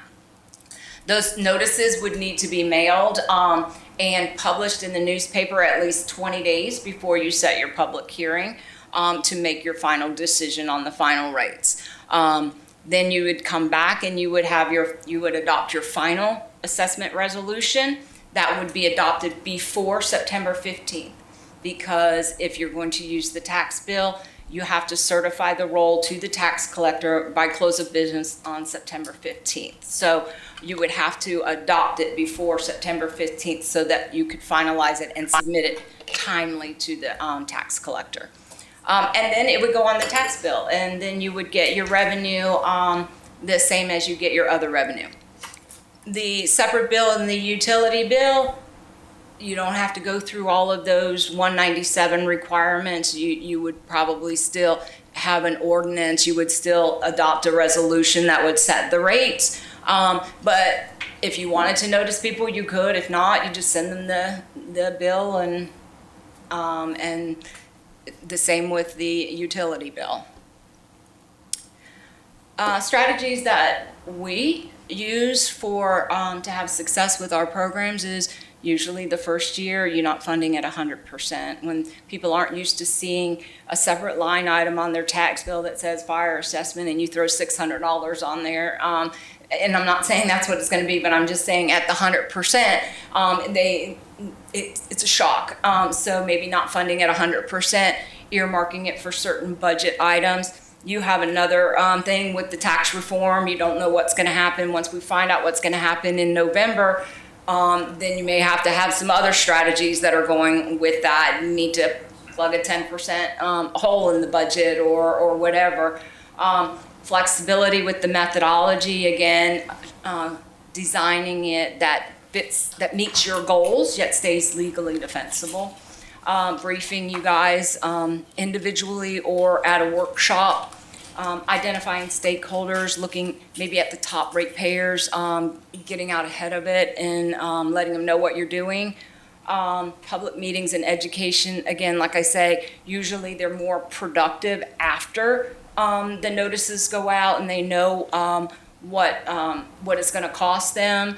We've had clients that instead of mailing them out 20 days in advance like the statute requires, they mail them out 30 days in advance and say, hey, and by the way, we're going to do some neighborhood workshop meetings. If you want to come before we have our public hearing to answer any questions or concerns people have. Informational brochures that go in with the, as an insert with the notice that goes to property owners, explaining what the village is doing and why they're doing it. Exemptions. So unlike taxes, non-ad valorem assessments, you can't shift that burden from those who aren't paying to those who are paying, like you do with property taxes. If they have a zero taxable value, you still set your millage rate to generate the total revenue that you need for the general fund. So those people who aren't paying anything in taxes, they're not contributing to it, so everyone else is picking up the slack for those. And but with non-ad valorem assessments, you can't do that, because that would, if you charge somebody more than to make up for the lost revenue, they would be paying more than their fair share. So any exemptions that you have would be a policy decision, and those would be paid from other unrestricted funds. So we would tell you what the impact is, but I'm not saying that you shouldn't exempt them. I'm just saying that this is a process that you have to go through. Exemptions, policy decisions might be an institutional tax exempt. So those would be properties that have an institutional building on them, so they're a public purpose building, and are wholly tax exempt. And so maybe it would make sense to not charge them. Create a hardship exemption for those people who can't afford it. So sometimes, since it's going on the tax bill, if somebody has a zero taxable value and they pay nothing into the general fund, and they're on a fixed income and they've lived in their house forever and ever and ever, it might create a hardship that there may be a tax deed sold if they get a $250 charge on there that they've not planned for, they don't have the money to pay. You can create a hardship exemption for those unique situations, because you wouldn't want somebody's house to be foreclosed on if they couldn't pay the fire assessment, if it was just because of the fire assessment. And then other economic development strategies that you could work with. This is just a little bit about Accenture. It used to be Government Services Group. We have over 145 clients. I've been doing this for over 21 years. I left off Lake Worth Beach, and that's where I was born and raised. So I don't know why I left it off, but I've also worked in Lake Worth Beach.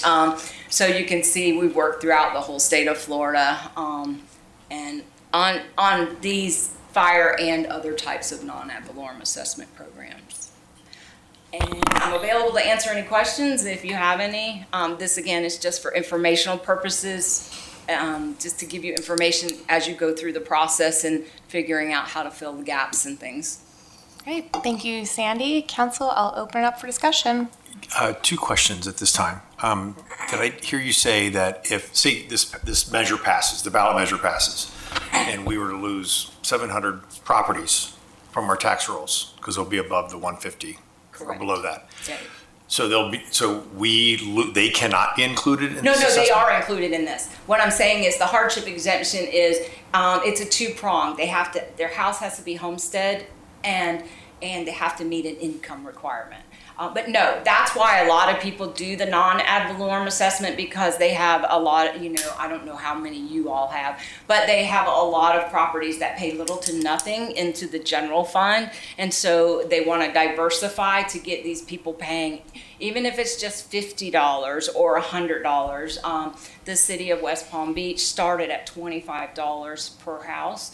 And then they went to 50, and they went to 50, and then they went to 100. And they've been at 100. They started their program in 2008, and they're at $100 per dwelling unit. I think it generates about $8.6 million for them.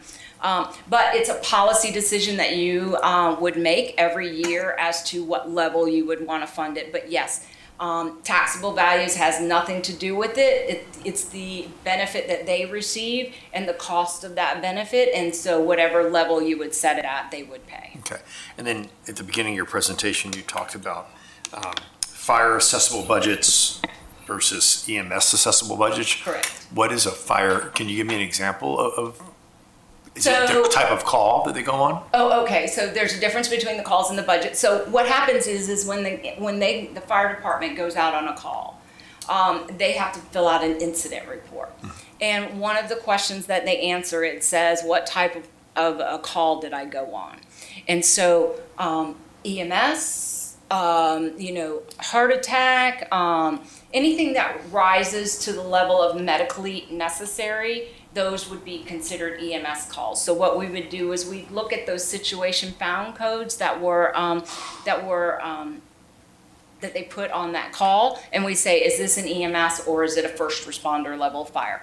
If it's an EMS, it gets thrown out. Usually 300 through 323, and then 381 and 554, and anyways, I get 661. So it's anything that reaches the level of medical necessary, then those would go out.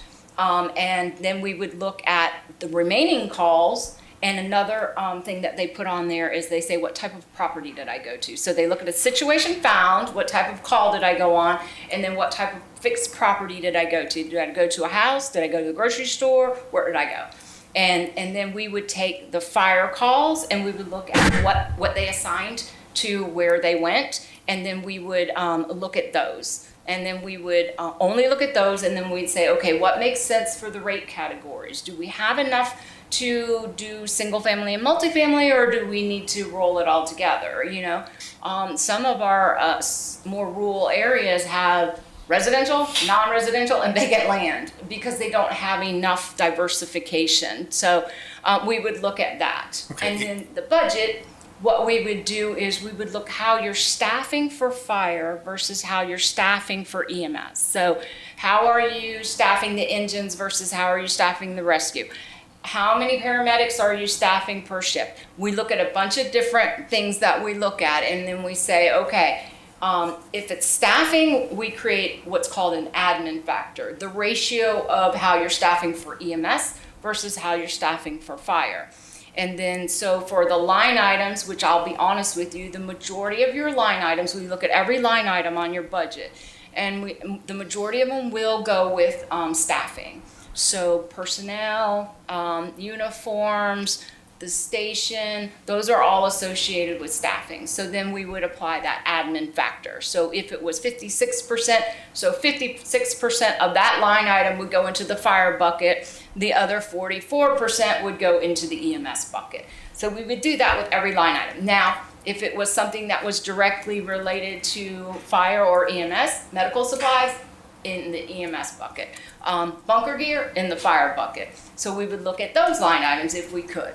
Then we would look at those that maybe run on an operational. So fuel, if you don't keep track of the fuel or maintenance of the apparatus. So the fact that the apparatus rolled to a call, it's the amount of fuel that you have to put in it. So then those would get an operational factor. So then we would look at what percentage of the calls were EMS versus what percentage of the calls were fire, and we would apply that factor to that line item. And so we do that for your whole budget. Is it a fair question to ask you, in your experience, do you see the majority of the calls? Now, we don't have a lot of fires, I mean, with building safety and things like that. So if the majority of calls being excluded? Yeah, but you still will have enough calls for a sample for the fire portion. So yes, even if 80% of your calls were EMS, you would still have enough of the service-related calls. Joe fell out of the bed. We need you. I need you to help me put him back in bed because I can't lift him up. Those are not. You do not need a paramedic to do that. So those are service calls, and I'm sure you have quite a few of those. And my last question. Thank you. My first question was multiple-parted. Sorry. Based on your experience and the anticipated workflow that could be coming to providers like yourself that do this, when do you think the village, if we were to move towards an assessment, should engage a provider and start this process? So right now, I couldn't start the work right now. I could get you guys a data request, and this is our busy time. So between May June-ish through September 15th, we are processing all of our annual rolls, finalizing all that. So when would I like to get started? Probably October-ish to get time to get you the data request letter, and then start getting the data from you that we need, and then analyzing that data. It takes us probably 90 to 120 days, depending on any delays that we have in getting the data. So do we need notice to proceed in October? No. A lot of the people that I've talked to, they want to wait until after the November election to see what happens, and then they're going to pull the trigger then. So is that enough time? Sure, it is. So the study takes 90 to 120 days, again, depending on how quickly we get the information that we need, and then going through it. Then we would write a report, we would discuss rates with staff, and then have a workshop to tell you, okay, now we've done the analysis, this is the breakdown, this is the rates, and then discuss it.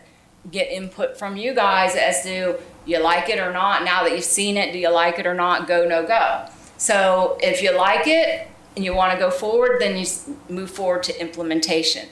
Now implementation, it takes a little longer. How many meetings do you have a month? 1, 2? One. Okay.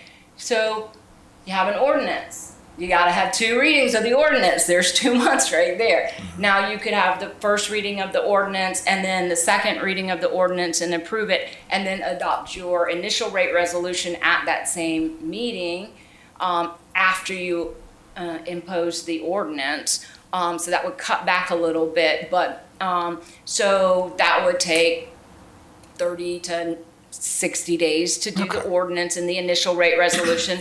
Then you need another 30 days to mail the first class notices. And then you need, and then you have your public hearing. So it can take 3-4 months for the implementation process. Very thorough information. Thank you, Sarah. Sorry, I've been doing Thank you very much. Sorry. I'm in on the schedule. That was one of my questions too. Because you touched on kind of the duration for implementation, but now you just answered your actual duration and factoring workshops. I mean, just everything I've heard, if we were to say we wanted to proceed and then say we wanted to do the tax bill route, what I'm hearing is I'm thinking it's like a 2-year process. No. Well, based on the notice that you have to provide a year in advance before you can actually So you have to do it. by January 1. So you would have to adopt that resolution of intent. We have clients that adopt a resolution of intent. They call them the kitchen sink resolution of intent, just in case something comes up and they need to use the tax bill every year, every October, every November. Not everybody has a meeting in December, but every November or whatever, they just have it on and they always adopt that resolution of intent. So I would suggest, even if you don't know what's going to happen, you adopt the resolution of intent anyways.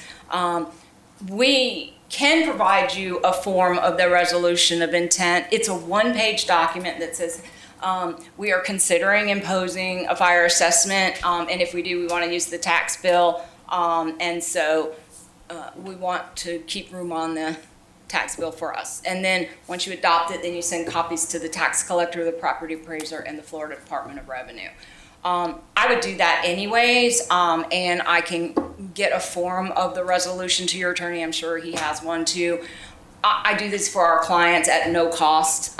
We send out forms of resolutions to anybody who may be considering it, and the reason why is because inevitably we get a call in March. We got to impose this assessment. You can't put it on the tax bill. You didn't adopt your resolution. So for some of our clients that, they talk to us about different programs throughout the year. So I keep my little list, and, in October I go, hey, just to remind you, if this is what you want to do, don't forget you got to adopt this resolution. Here's a form of the resolution. And so we just do that. I could be happy to put you guys on my list. Just and send it to your attorney. I'm sure he could do one too. But we have the form, and then I just send them out to all my clients or any potential clients. So no cost. But yes, so you have to have that adopted by January 1. So you would start in October, November, December, and then you'd have to do the rest of the process the next year. You can't adopt your initial rate resolution in November. It has to be between January 1 and September 15th each year, just like your budget process. So you have to wait until that year to do the implementation steps. But it could be done in 180 days with like no breathing room. Yeah. Okay. Thank you for clarifying. So in general, this is more for us than you. Yeah, no problem. The information I think we'll get back on this, if we were to do it, is going to be interesting.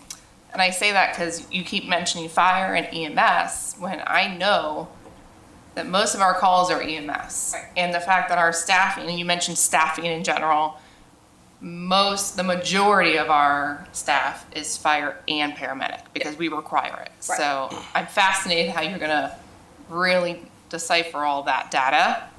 The question I have for you, you mentioned if there is a large amount of parcels of property to spread amongst the That's wealth. for the demand availability. Have you seen the amount of our fire budget?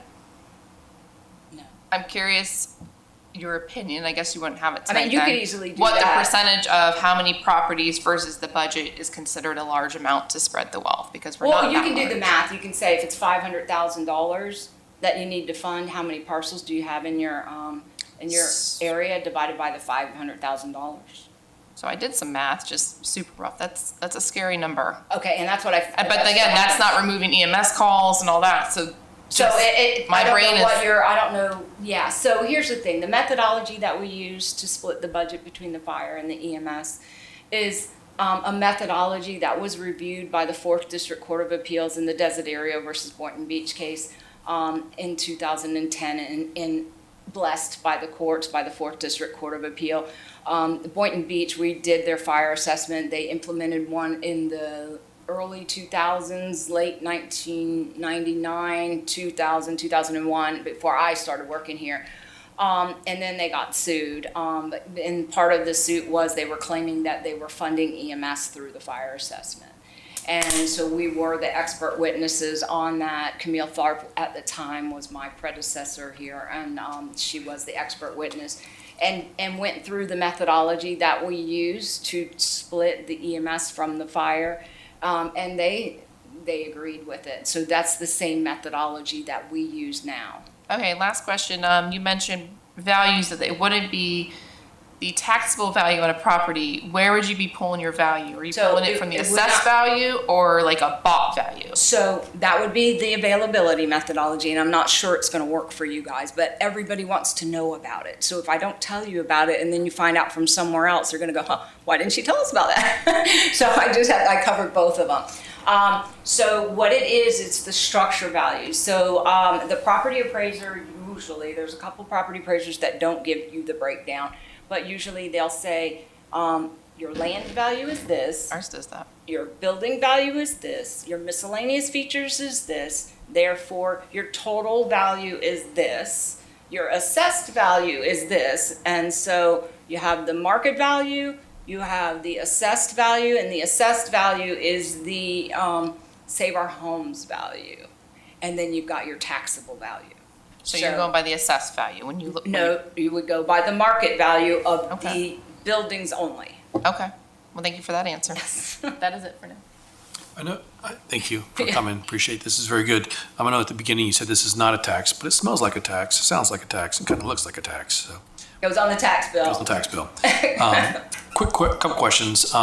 If military veterans that have 100% disability, are they required to pay and not have alarm? You can have a policy decision, like I said, is you set those policy decision exemptions.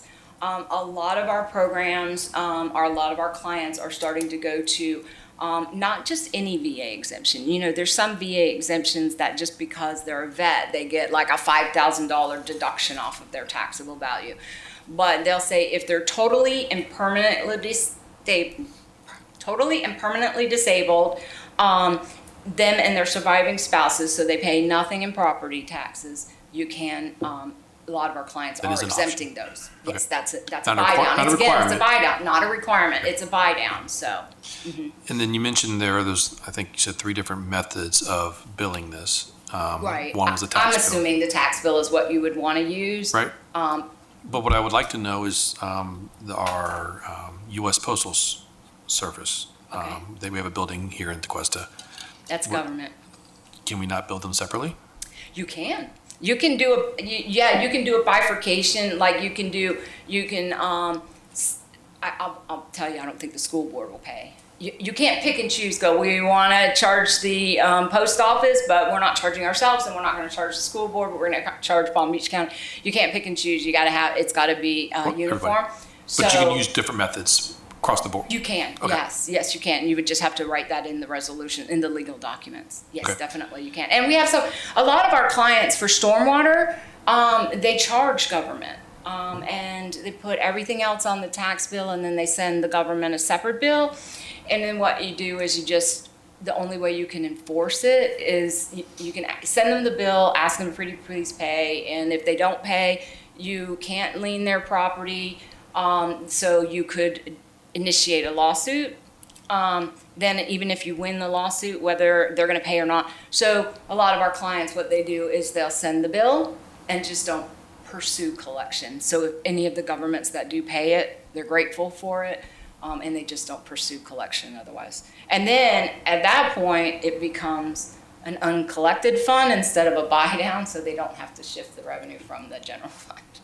Okay. You mentioned the flat rate for residential, and that's collections, you can figure it out. And can you do a combination of both flat and, can you do square footage? Usually of the structure? Usually the square footage is for non-residential, and the per dwelling unit basis is for residential. Like I said, in Jupiter, they have one house that's 44,000 square feet.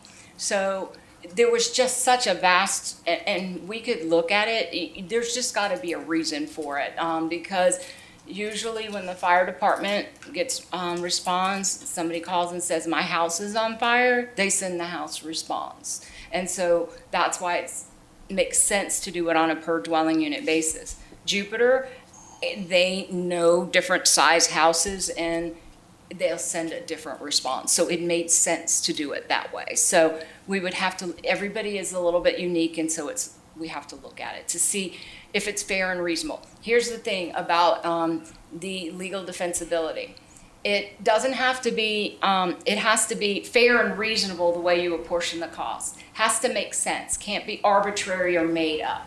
There can be more than one way to do it, but the way that you choose to do it has to make sense, has to be fair and reasonable, and cannot be arbitrary. Sure. There was a fire structure, or was a structure on fire today, and I believe it was in Martin County. I'm not sure. Yes. Our units went there. Okay. Do we have the ability to put a non-ad valorem assessment on them? You don't have jurisdiction over anybody outside of your village. Okay, even if we're under contract with Palm Beach County to provide that service for that area? So then you'd add it in your contract, because you can't, unless they know you, they can, cities can consent to be included in the county non-ad valorem, but not to cities. These are like neighborhoods. Huh? These are neighborhoods. Okay, so that would be where you have a contract to do that for them, right? And you get paid for that under that contract. That would be where you would negotiate it. Look, I don't know what your contract says. I don't know whether it's a lump sum because we estimate that we do this many, or But that's if it's where on you a would per work call. that out. But that's where you work it out. Okay. Yeah, I like the idea of non-ad valorem. I think it's a good thing. I like it as considered a more of a flat tax in theory. So that, yeah, I also think that whatever we raise in the non-ad valorem, we should reduce in the property tax side too. So there's the And it may already be done delta for you. zero. Right. Yeah. Those are my comments, and thank you for answering the questions. You're welcome. Vice Mayor's no longer on, right? He lost power at his hotel. Oh, They had a no. storm going through right now, so. That's a bummer. I told them. Sounds like a great So trip. then the power came back on, but they still didn't have internet, and so it was the thing. He apologized a whole bunch of times. I told him it's okay. Fine, okay. We talked about the calls that would be included in data collection. I don't want to get too in the weeds, but I do just really want to understand as much as I can tonight.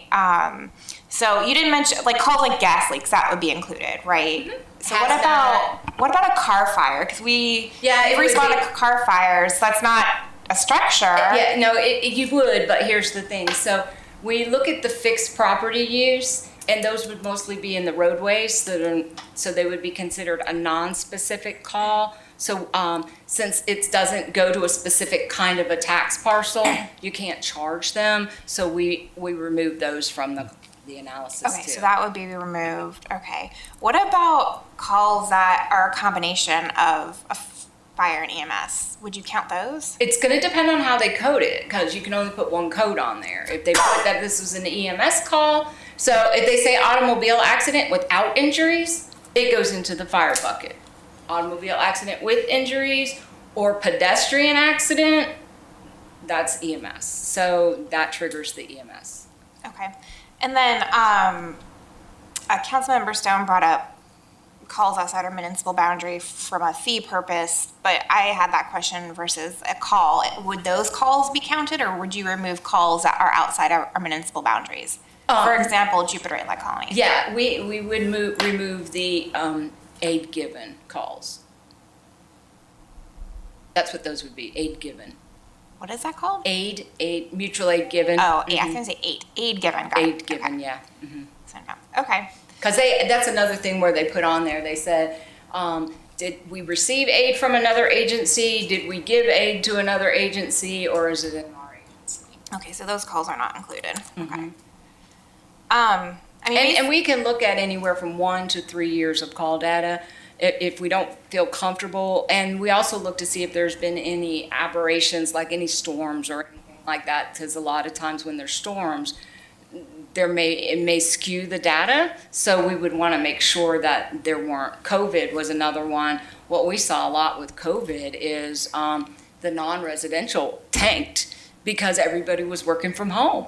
And so they weren't calling from the office, they were calling from the home. And so we did see that kind of skewed the data a little bit. And so we took that into consideration and worked around it. Okay. Based on your presentation, I would assume you are of the opinion that this would enhance our fiscal resiliency. It provides diversification. Yeah, you're not as reliant on the general fund. I don't know how much you're reliant on the general fund right now, but it does reduce your reliance on the general fund. And then are there any pros, cons that banks would look at in regards to borrowing? Is this a good thing, a bad thing? So usually for capital, you can pledge for debt. And so that helps with your ratings and stuff like that. Some of them we have the neighborhood improvements. So a neighborhood comes in and says, we want to do these improvements, and not everybody can afford to pay it right now. So can you help us to impose a non-ad valorem assessment for our neighborhood to do these things? We have in Walton County, they have a program that they allow neighborhoods to come in and do that. And they help them. They help to facilitate it, but they don't want to be perceived as cramming it down the property owners' throats, because it's the neighborhoods that come into them. So they say, okay, HOA, we hear what you're saying, but you know what, we're gonna look at it ourselves. And so they'll send a ballot out to all the property owners that are in that neighborhood and say, hey, your HOA came to us, said this is the things you want. Is it true? Do you want to move? You want us to help you to look at a non-ad valorem assessment? If the ballot comes back in and says yes, and it's a majority yes, then they proceed with the study. They get the rates. After they get the rates, they turn around and they send another ballot out. Okay, now we know what the rates are, and they're going to be this. Are you still interested in? And if they get a majority of them, then they'll move forward with implementation. Then they can use that to go to the bank to borrow money. But what you're talking about is for services. So it's not a capital thing where you go and borrow money from the bank. It's your There's annual. no pro or con then to having this, so that it wouldn't affect us either way, I guess is what my question. You're not as reliant on, because I'm sure every year during the budget, you're going, what are our taxable values? Where do we have to set our millage? How much revenue do we need? Usually, once the rate is set, usually it doesn't go down. Usually it stays set. A lot of our clients will stay set for 3 to 5 years, and then they decide, okay, let's look at it again. Some of them will increase it a little bit every year, but it's not as reliant on the taxable values. Okay. And then, do you analyze both of the fee methods, or would we have to pick one? So what we could do is, and what we've done for our other clients is, you can do the tier 1 just to see where it comes in at. You can do the high level and talk about it and see where it comes in at and see if it's even feasible. And you can look at the historical demand and see where that comes in at. But yeah, we can do both. We don't present both. You don't want to present a bunch of different methodologies. We usually work with staff on what's best for the village as a whole, not cherry picking at what's best for the Smiths or the Joneses, or, this commercial business or whatever. We look at as a whole, for that area, and then talk with staff, and then usually roll out one methodology. We usually don't, because just with anything, one person may do better under this methodology than that methodology, and so why didn't you use this one? And we just look at what's best for the whole village as a whole. Okay. Councilmember Stone kind of brought this up. If we were to move forward, I do want to ensure we don't end up charging more than what we do now for fire service for each individual homeowner. So a lot of times what our clients will want to do is they'll want to make it revenue neutral. So we're going to fund $200,000 through the fire assessment, so we're going to reduce our general fund by $200,000. And what that does is it may be revenue neutral to the village as a whole, it's not revenue neutral to the property owners. It's not possible. Yeah, it's not revenue Well, neutral. I guess, it we're would saying be revenue we neutral could as far as- offset with reducing the millage or revenue neutral, whatever term you said. But my concern is if property tax reform does pass, this is almost, I would think, to supplement that. Are we going to even have wiggle room to? They're going to be getting. But not for each homeowner. Yeah. See, that's I don't know. If you have $1 million taxable value or $100,000 taxable value, you're paying difference in and so when you reduce the millage, that $1 million taxable value property gets more of a benefit from that reduced millage as opposed to the $100,000 or the property that pays nothing. It has a zero taxable value. They see no benefit from you reducing the millage. Right. But they will have that. Yeah, I'm just kind of torn at this point still. It's a tough decision. It's usually the first year it is tough. Everybody, you have to weigh your pros and cons, and that's why we say usually not funding at 100%, usually having a strategic plan. We got 10% to fill a gap or something like that, or That's how every tax starts. Let's start low. there you go. No, I'm telling you, West Palm Beach started in 2008 when that's when the market tanked and nobody was getting anything passed. And they actually got a lot of support because everybody loves their fire department, but they have to see a benefit as to what are they going to get out of it. Well, West Palm Beach at the time, they had a station that had asbestos. So they had a trailer sitting outside the station. You couldn't go in the station. And they had no money to do that. They had another station that they had to evacuate when a storm came rolling through because it wasn't safe to be in. So they had these needs and they had no money to fund them. And their game plan was that they were going to sell off some city-owned land to do these capital needs. But because the market tanked, they couldn't sell the property, and so they couldn't fix the capital needs that they needed to fix. So the $25 per dwelling unit actually help them to start doing some of these capital needs. And then, but again, $25 here doesn't generate the same as $25 in West Palm Beach. You know, it's much bigger in West Palm Beach. So, it helped them to get started, and they were at $25 until probably 2018 when they went to $50. In your experience, decision. what is population-wise, what's the smallest population municipality you've worked with?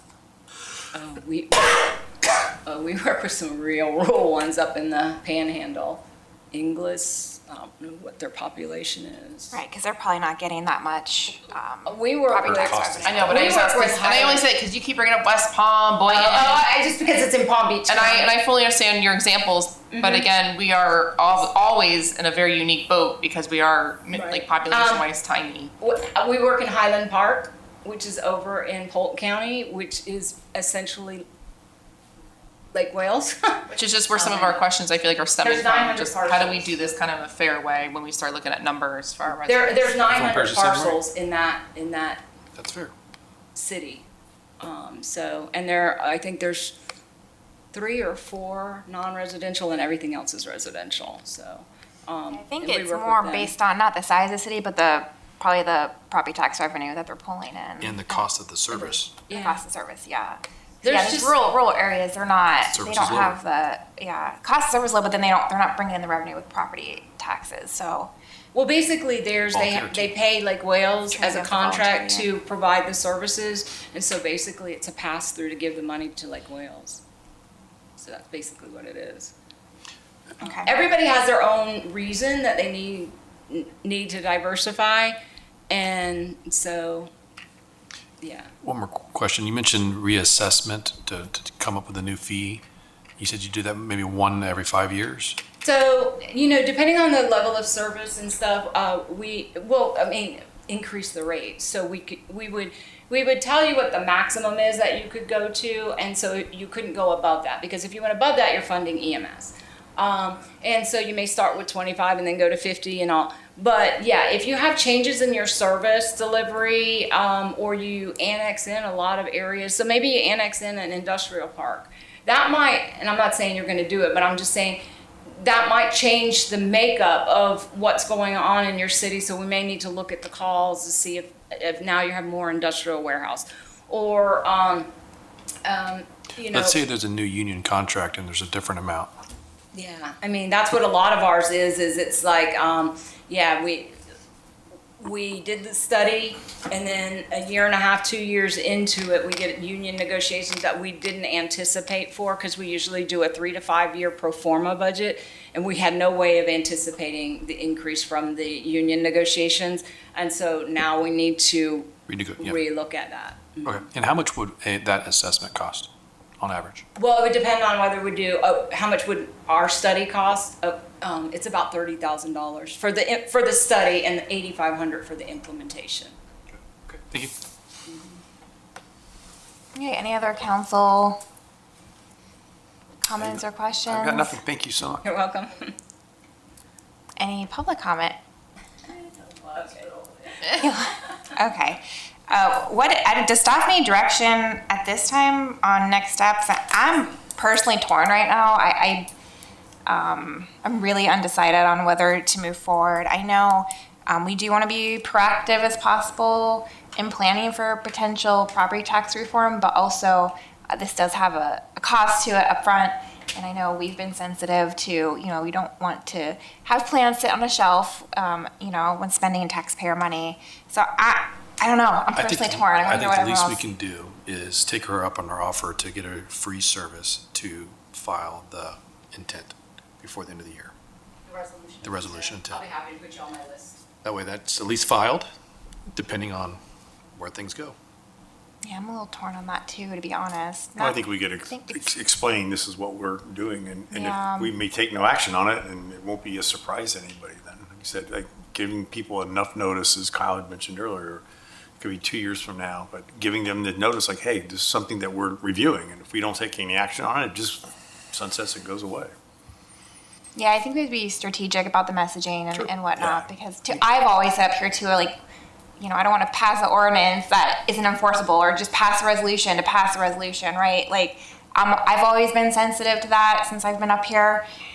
So the messaging I think we would need a workshop again, the messaging on that, because we just don't want false information and things were very hectic in Jupiter for other reasons than just the fire assessment fee. But it can come with unintended consequences too, and if people think it's one thing and it's really not, like, I just don't want to cause a uproar if it's not necessary. So just one more time for public record. If we were to file a resolution of intent, it does not mean that council has to decide to move forward. It doesn't have methodology. That's fine. So I see a head shaking of no for the record. That further discussions, if B, does not mean that council has to move forward. It's just getting prepared. Okay. Make sure I fully understand as well. So what's the direction to staff right now? Just plan on preparing for the resolution of intent? Or do we want to move forward with the assessment? I think the assessment's going to be good no matter what, personally. I think it's a good thing to have, and I think it does a very, very good job on a variety of different things. So I'd like to see it. I don't know if everyone agrees with that, but, It doesn't mean we have to adopt the assessment if it's done. well, it's expensive too. I know what I'm saying. But that is right. I mean, you can do an assessment. You don't have to, I hate to say this because we talk about it all the time with studies. We can have it sit on a shelf. I mean, if we really hate it and the numbers just don't work out for residents, we can be like, that's great.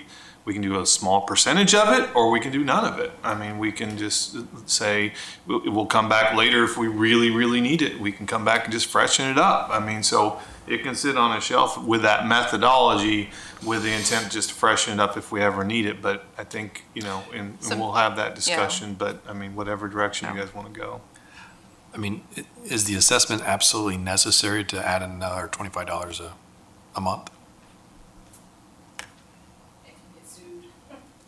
Okay. Well, I guess, this question might help me in this conversation. I think, Councilmember Stone, you're in favor whether property tax reform passes or not. At this time, I don't think I'm in favor of this if property tax reform does not pass. So where do you two sit? I have a feeling I know what's going to happen with the property reform in my gut. Regarding the assessment, because that's what we're talking about, it's the numbers. I would like to see what kind of numbers, but I'm weary of what these numbers look like because of our uniqueness.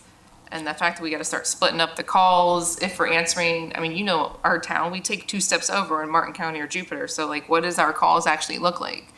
I'm a little concerned about what the numbers would look like. However, as much as I don't like studies, this study would give us that number to show our residents, and we can make a more educated decision whether or not, what do we do in the future? And by then, we would know what happens in November.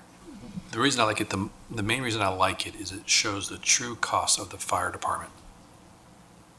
And it makes it very evident to our residents what that cost is. That's why I like it. That's in the budget too, though. It's in No, our it's not. budget. It's paramedics too. It shows the true value of fire protection. It gives you a cost per house. Of fire specifically, but we're both. But I know, but it gives you We don't true value have of 2 fire. different crews running EMS. Like, they have to be able to do both. I do.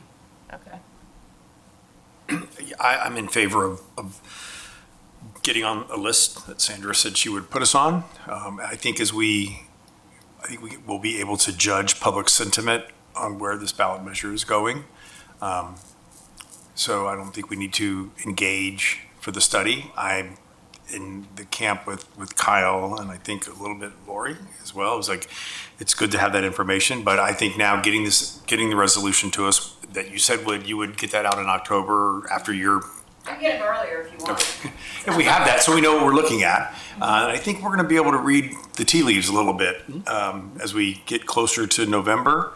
And then I think we bring it back up at that point, but I think I'm in favor of saying, yeah, let's keep it as a priority. We don't need to engage yet, but let's ask for the resolution language. be prepared to take action on it. But I think we're gonna know where public sentiment is. Polling is gonna happen. I think, as Lori mentioned, I think people are either gonna love it or they're gonna hate it. And I think we're gonna know, is the love winning or is the hate winning? I think we're gonna know that sooner rather than later. So I'd be in favor of, I want to continue, I want to keep this a priority request that we get on your list for the resolution language. And then I think we're going to have this conversation probably again in September or October. Well, I would say even before that, I mean, we don't have to decide tonight. I didn't put this tonight and I think I even told a couple of you guys, we're not deciding anything tonight. It's really informational. We're going to have a couple more workshops just on how this whole thing is going to affect us. We can further this discussion in the next month or two. And we have a couple ideas for some public engagement, some surveys. We can include this type of question in a survey too, so you guys will have a lot of feedback from residents before you guys even have to decide anything on this. So that would be my recommendation is don't decide anything tonight. We don't have a consensus necessarily. We don't have Patrick here to weigh in. So I'd say, let us work on this. We'll bring it back to you guys. We can have more discussion. That would be my consensus. I appreciate the additional discussion. I honestly want to say I think this is the first time I've been up here like truly undecided. Right? Like I don't even know what direction to give staff right now because I've been thinking about it since our strategic planning session. I've been thinking about leading up this meeting. I'm like, I'm so undecided. But I do, Councilmember Stewart, what you just said, I do align mostly with that. Like, let's see the resolution of intent. We can read that. We can workshop. We can see, what that language is. But yeah, I'm a little bit in wait and see mode still before pulling the trigger. Okay, so get the resolution intent so we can see that. We can workshop it. But otherwise, we'll just revisit this again. Thank you. Thank you. Thank you, Any questions, just get them to staff and I'll be happy to answer them. Thank you. Thank you so much. All right, final agenda item 3, council discussion, public information and communication guidelines for potential ballot measures. Thank you. I'll read through this couple paragraphs real quick, and then I have a couple slides just to present. It's 3 or 4 slides, but there's been ballot questions placed on November ballot regarding property tax, but this presentation really could be for any ballot question, so it's not necessarily specific to this one. It could be any. Scheduled for November could substantially restructure Florida's property tax system. The amendment to the Florida Constitution would have implications for the village of Tequesta, reducing municipal revenues.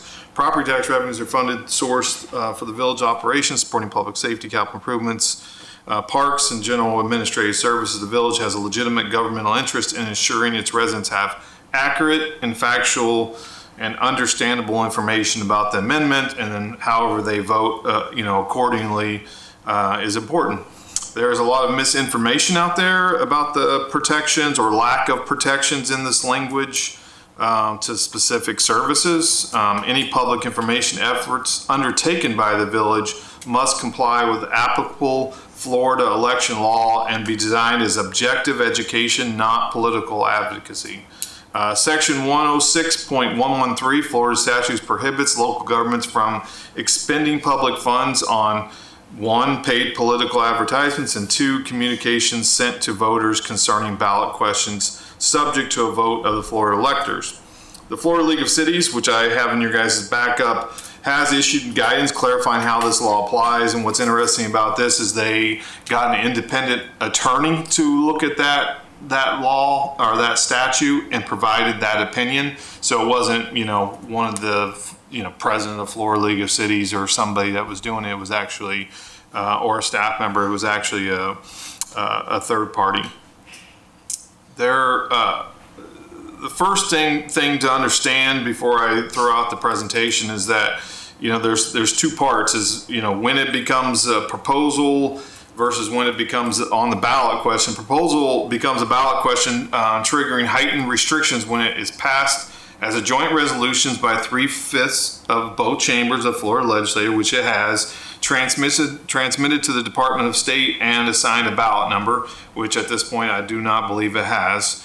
Until that point, the proposal remains under legislative consideration, and municipalities have greater flexibility in communicating with residents.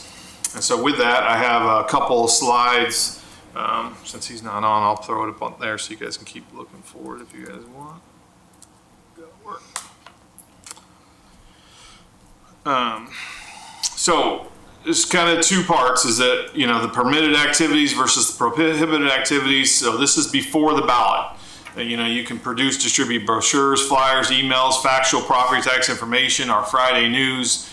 As long as it's factual information and we're not advocating one or another.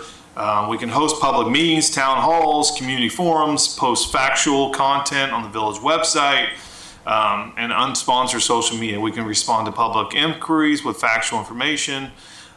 Elected officials may express their personal opinions. Obviously, just like with anything else, when you go to, a function, don't try to represent all of council. You're only representing your personal opinion on anything.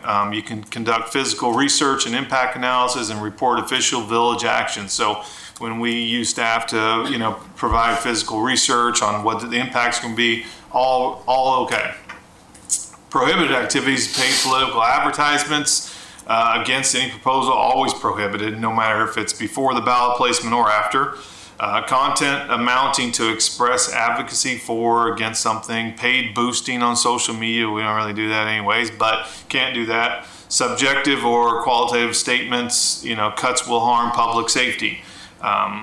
We can show factual information on how it will affect overall budget. The council would have to make those decisions, and we wouldn't be trying to scare anybody. We'd just make those decisions.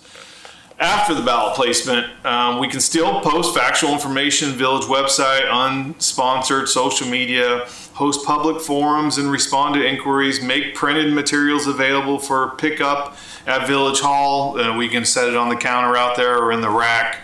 Report on official village actions in a fair and impartial manner. Elected officials may express opinions, person or through media, not using public funds. So you can express your own personal, just make sure you're very clear that it's your own personal opinion and it doesn't represent the village of Tequesta. Prohibited activities, using public funds to send any communication to voters about the ballot question, even if it is factual. You cannot spend village resources for that. Paid political advertising for or against the measure, paid email distributions targeting voters, or paid social media boosting. So kind of a summary, what's always permitted is post factual content on the village website or printed pickup materials, host public forums, respond to public inquiries with facts, report accurately on official village actions. Never permitted, paid political advertisement expressing opposition or support for any amendment. So just I guess a couple just highlights and just reminders is all material disseminated using public funds must be strictly factual and verifiable. Avoid subjective or qualitative claims. Property tax cuts will harm public safety or whatever the statement may be, without a village action that may. So if we have a budget meeting and we which I think it'll be way too early before that, but if we have discussions on potential cuts or whatever, unless we take official action, it wouldn't be something that we would put out. Include dissemination date, so if we do put out any information before or after, even if it's out there on the rack, we should put a date on it to make sure that everybody knows it was before or after the placement. Do not pay for boosts on social media. We typically don't do that anyways. Post about the amendment. Paid boosting may constitute both prohibited political advertisements and communication sent to voters. Once the proposal achieves ballot placement, do not mail or email materials about the amendment to residents using public funds, even if the content is purely factual. And then, I would say the two main things that I would say that should be highlighted here is if, make sure that all the information we put out is factual. And second thing, if you have anything in your gut that tells you you're not sure, reach out to Keith or myself. If you reach out to me with one of these questions, the benefit is that I can get a response and get it to all 5 council members. So we're not asking the same question 5 times.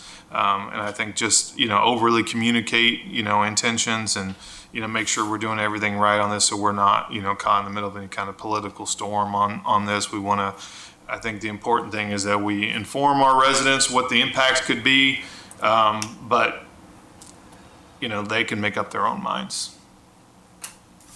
With that, that's my presentation. You can ask any questions. We do have several things that we would have planned or may want to do that I include in your guys' agenda.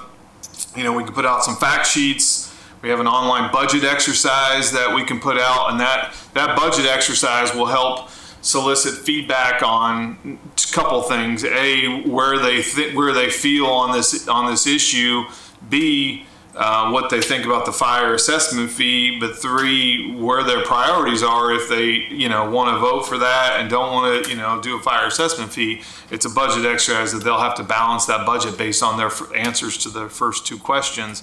And so you guys as council will get feedback like, oh, you know, everybody's saying, you know, we should cut code compliance. You guys will get that information and be able to, in the future, make those decisions if we need to, or if it's relevant for you guys. So, community information meetings, like, you know, I know Lori and I had talked about, you know, hosting a couple, maybe at the rec center, do kind of a question and answer, you know, very high level, because unless council, you know, puts some direction together in the next couple months, you know, it'll be very specific, like, you know, this is going to be a $2 million impact to the village. Here are some options. Know, you know, what percentages go to public safety, percentages go to parks, you know, those types of things, very high level, and be able to answer questions more than anything for the residents that, you know, to make sure they have proper information. Some myth and facts page. Community outreach, you know, maybe even going to Chamber of Commerce, Rotary clubs, you know, HOAs to if they want to have information or want to make sure that there's information out there that's factual. We can attend those. If you guys want, you know, the elected officials can attend those and answer questions, or if you want to direct staff to do those specifically, we can. But like I said, the intent of all that would just be to put out factual information, not to, you know, advocate for or against, but make sure that residents know that this will have an impact on our services. You know, it's too early to determine what that will be, but we have some pretty good estimates on financially how that will impact us. So I think that's the end of my presentation. If you have questions, I'll be more than happy to answer any. Thank you, council. Any comments, questions? Thank you, Jeremy. I just think that, you know, the more information we can have available to get ahead of it, the better, you know, meeting these guidelines. But, you know, a simple fact sheet about what it could mean and however that needs to be worded. You know, I think we should try to get ahead of the game. And if that means you putting together it sounds like you've got a vision in your head already a little bit about what it could look like, or you and the leadership team do. And I would love to see what that looks like, just from a fact sheet or a white paper or something like that. No questions. I just continue to follow this along in the state. I think an educated electric, the better off we are, so. Yeah. Yep, I liked all the suggestions and ideas that you guys had on the staff memo. Does the state have to follow all of these requirements, Keith? Does the state have to follow? All of these requirements that we have to follow for ballot measures? The same restrictions with. Right, or is that just for counties and municipalities? Well, I truly don't know. It doesn't seem like they're following it. They seem to be able to, they were able to extend the ballot language. The statute is directed at local governments, which means a county, a municipality, a school district, or other political subdivision of the state. So no. Right. So the state does not have to follow this. So State no does matter not what, have we're talking about property tax reform now, but no matter what the issue is, or the ballot measures in the future, the state does not have to follow that. So we're always going to be up against that. But I do think it's our job to provide We've got data-driven and what? We have insurance protect us this year. We might as well. I know, right? we have data-driven and factual information. That's our job to provide. I would, there's so much negative rhetoric around local government right now coming from the state. I mean, even, I don't know if you guys saw it, but when the governor vetoed the e-bike bill, he said will likely lead to enhanced surveillance by local governments against citizens. Like, that's just so negative, right? Like, is that comment even necessary? So there's so much negative rhetoric right now around local government, and I think if there's ones that we can factually get information out of, if they're not true, that we could do that. So for example, I think it was Blaze and Goalie. I should have looked it up before this meeting. I think it was him, but you could fact check me to be sure. But there was a comment that we get enough impact fees to cover infrastructure. Because we're saying, how are we going to pay for infrastructure?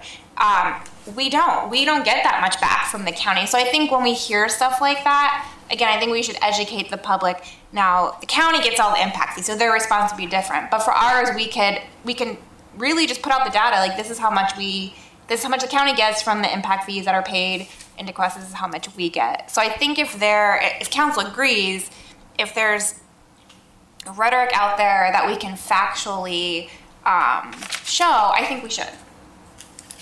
100%. And so if you guys, like I said, if I see anything or if any council member sees something, be like, well, that's not true. And I know we can factually show that. Like, we can feed it to you guys if you see something. But I think we should just keep an eye on that because, again, there's painting this blanket picture and it's just not true. So I think for voters to have, and it might be true in other counties or other cities, but for what's true here in Tequesta, I think we have the duty to provide factual information. Okay, I'm gonna get off my soapbox. All right, anything else on that? No. Any public comment? No. All right, with that, I will say I hope everyone has a happy 4th of July. Yay, 250. I love it. It's a very, very huge milestone. So I hope everyone has a great holiday weekend. And can I get a motion to adjourn? Motion. Second. All in favor? Aye.